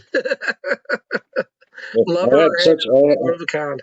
Mom comes from a really rough family, and she was the diamond in the rough, like an absolute angel, never did anything wrong. Yeah. But at the same time, my mom got drunk one time in her life. And that cured her? Oh, yeah, she said she was hungover for like a week. It was on vodka, and she's got a funny story about it. But like, yeah, my mom came from when he says a really rough family, like, that's an understatement, man. My mom grew up that side of the family. Holy shit, man. I don't know how to put it in perspective. Really rough.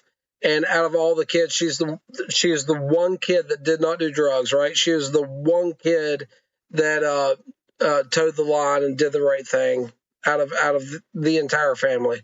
But even though she's an angel and she didn't do anything wrong, she has a backbone like a pillar of steel at the same time. You know what I mean? Yeah, she'll break a wooden cook spoon over your head too. And she's broken 2 cook spoons over my head in my life. This is a true story. It happened more than once. That would be hard to do too, Oh, buddy, I got a hard head. I got a hard head. I've been hit with everything, though. It was whatever was like handy. Like, her spatula was handy. That's what I was getting. You know what I mean? So she didn't put up with nonsense too much. I feel like Hunter got it easy, or Hunter might have deserved it better because he's better behaved than me. But he got off easy. Did any of you ever get your mouths washed off with soap when you were young? No, but the switches, bro. I grew up in the 90s with the switches, and I had to go cut my own, and you're like, Do you cut a big one that hits like a ball bat, or a really thin one that cuts the skin? You're like, I don't know. That's got to be the worst punishment. Oh, dude, man, I deserve so much worse than I got. And like, so many people would say, like, when I was like, I had wooden cook spoons broke over my head, would be like, that's wild and crazy. I had it coming. I definitely didn't get it as much, but at the same time, I probably spent a lot more time hidden away in my room. Yeah, guys, listen, I put my mom through so much. Like, I try not to be a helicopter parent, but we live in 2026. I got kids out roaming the earth, and it's a crazy world, right? And I think back of what I put my mom through in the 90s, and I just want to hide in a closet somewhere. The stuff I did, and my mom had no idea where I was, worried to death about me, and like, cops are called, right? All the sirens are going down the road, and it very much because of what I've been up to. You know what I mean? Like, guys, it's crazy, man. It's just wild. Well, it turned out okay. Growing up in the 80s, like, nobody cared where we were. Yeah, 100%. They're like, yeah. I would hop on my bike and be like, I'm going to a friend's house. I go to Taco Bell.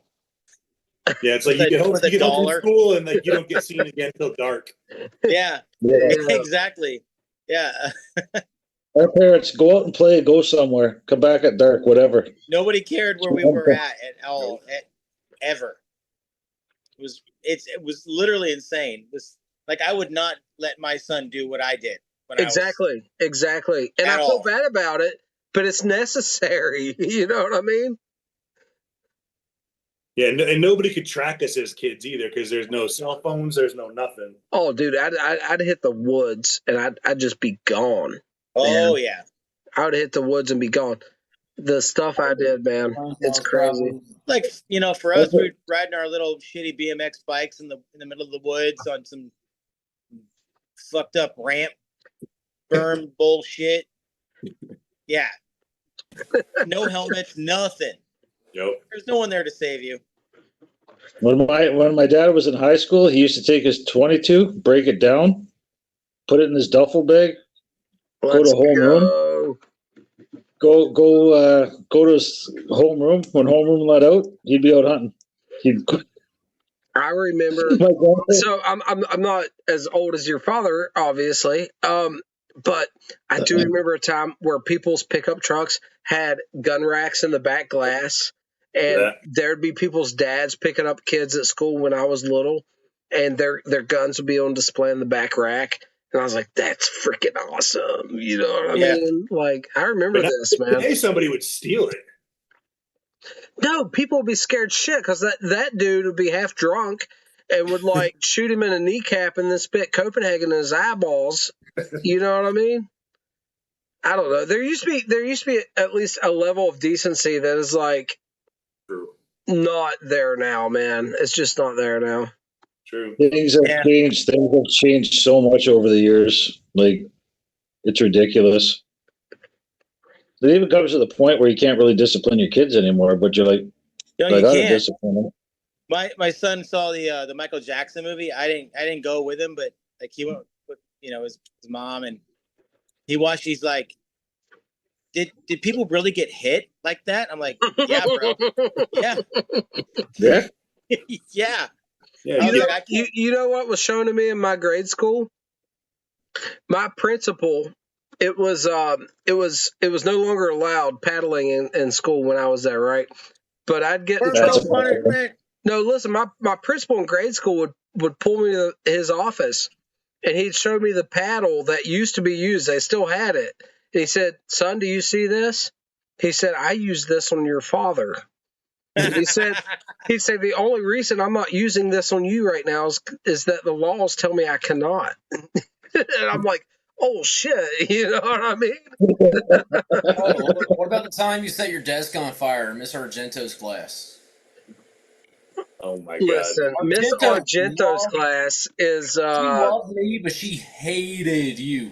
I think she had a crush on me, is what it was. Oh man, guys, Well, Miss Argento, that poor woman and the hell I put her through. Oh, good Lord, I'm sorry. Why were you starting a fire at your desk? I had dirt on Miss Argento. I knew about a wet T-shirt contest that she won back in the day, and I held it over her head, and I made it my life goal to see how much dumb shit I could do in her class and get away with, and it was way too much. Way too much. True story. That's funny. I got a good story about my dad in high school. They were getting ready for Old Canada one day. Somebody put a tack on his seat. Ooh. Then when they got up, they hit his shoulder, and he sat on the tack. My dad knew who it was. He put 150 thumbtacks on the guy's seat. Oh, that's a good story. When they got up for Old Canada, he drove the guy right down into those thumbtacks. But he's never had a problem with the guy after that. That would fix that. Yes, sir. I'm like, Jesus, Dad. He goes, well, if you want to fuck around, you're going to get it. I'm like, We'll find out. I'm like, Jesus. Thank God it didn't turn out like him. We used to, back in high school in shop class, we used to throw the assholes into the dust collection bin. Because we'd have this big 4x4 bin where all the dust collection would come into in first period. So these. I can picture it. Dude, I don't even want to tell you about our shop class and what we did. Shop class is awesome. I will say I had the best shop teacher in the world. I still run into him a little bit. But the most professional gentleman anyone on the planet's ever met. Would that have been Eads? No, Gooseman, Coach Gooseman. Okay. I played paintball with his sons too, so I know him outside of school. But just an incredible human being, and every liberty we had. You're talking about the sawdust stuff. You know how like every saw and stuff will have a vacuum vent and stuff. You know how they'll have ports where you can add another vent. Yeah. Man, a bunch of the kids, dude, would open those vents and bring weed to school, and we knew at shop class it will suck every bit of it out, and they would just smoke weed around those vents. It was crazy, man. Crazy times in shop class, and then they'd go use the table saw. You know what I mean? Yeah. Oh my God. Wild times, man. Wild times. Disaster waiting to happen. When I was in auto body class, we'd take card hoods and use utility cutoff tools and cut out ninja stars with them, sharpen them up, and throw them in the shop class. Who the sharpest one. Ninja stars. We'd make the Batman Dark Knight logo out of it and sharpen it and use that as one. All kinds of stuff. Oh my God. Listen, Dr. Bob's Nightmare says, I've been passed out sick. You wouldn't believe the fever dreams I've been having listening to this in my sleep.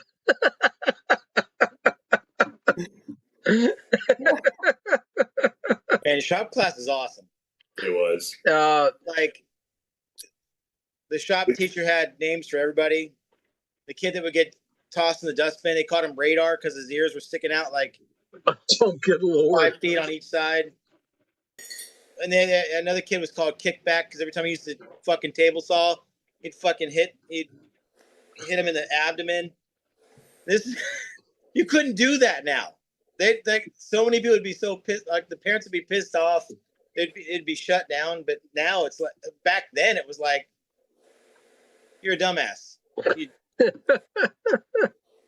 What's up, Kickback? You hitting this table saw again? Watch out, everybody. All right, David, I don't know if anyone else is up for another Bumper Rustica. I'm about to sign off on this, guys, but David is asking if anyone's up for another Bumper of Rustica, and I'm going to do it. Hunter, you don't have to, but... Yeah, well, Mama didn't raise a bitch, and she never was. For my man, David. Here we go, brother. Hold on, give me a second. All right. This plastic container works really well, but it's a fuss to get open and shut. You got to make sure that thing's shut, or it will. Dude, I had some tote quit in one of those in my pocket at work a year or two ago, and it opened up in the Carhartt. Oh no! I didn't have it shut all the way, and I go to reach for it, and there's just like this Dale Gribble pocket sand. Pocket sand. Yeah, it was bad. All right, David G, you freaking animal. Here we go, brother. Hope you're doing well. Listen, we love you, man, and this Rustica is for you. It's like this Bud's for you, but this Rustica is for you. Listen, Dakota, do you have an area where you can smoke at work or no? No, I smoke on my way to work, and I get only a half an hour lunch break, and I usually do some like Old Joe Krantz or something stout for a half an hour in a really small pipe. But no, I can't smoke at work. There's people who take cigarette breaks or something, but it doesn't work with pipes. You know what I mean? I zen all day long at work is what I do. Same here. But back in the day when I was buying bulk Dunhill nightcap, I was smoking at work, right where I worked. And holy shit balls, man. I burnt my palate out worse than you guys could imagine. There was a time period in my life where I could not taste food. You know what I mean? It was bad, man. It was real bad. It was about 20 years ago, but it happened. You got bad Latakia tongue. Dude, I had Latakia everything. All right, Hunter, David G. Guys, here we go. We're signing off. This is going to be the last hoorah. This one is in honor of my good friend, David. And by good friend, I mean, it was my absolute pleasure to meet him at Muletown. And I hope to meet him again real soon because he is my kind of people. By that, I mean an absolute animal and nothing reasonable about the man. All right. You ready, Hunter? 3, 2, 1. Yeah.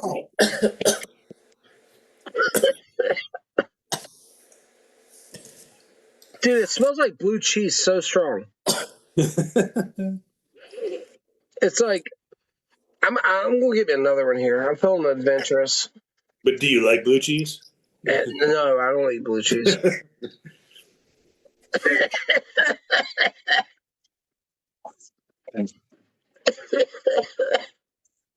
I just like watching them torture themselves. Cactus, how about you? Moments in season. I just like watching. I like watching them torture themselves. Oh, yeah, a chaser after that, man. Yeah. David, that was for you, brother. I hope you're doing well, man. Thanks for stopping by. As always. It's terrible in the most delightful way.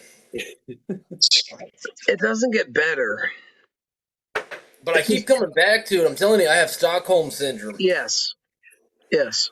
Hit me again, Johnny. All right, guys. With that, it is midnight 21, and I got to get up early. So I appreciate each and every one of you guys for stopping by, man. I really appreciate you. We'll do this again. Have a good night, everybody. Have a good night. Enjoy your holiday weekends, guys. You too. Yeah. Happy Memorial Day weekend, everyone. Chat, thank you for joining us. Hey, who else working Monday? Just me? I gotta work Monday. I gotta work Monday night. I gotta work Monday. I'm on call all weekend, but I'm off. Yep. I got you. All right, guys. Have a good one, man. Thanks for stopping by. Time and a half. That's right.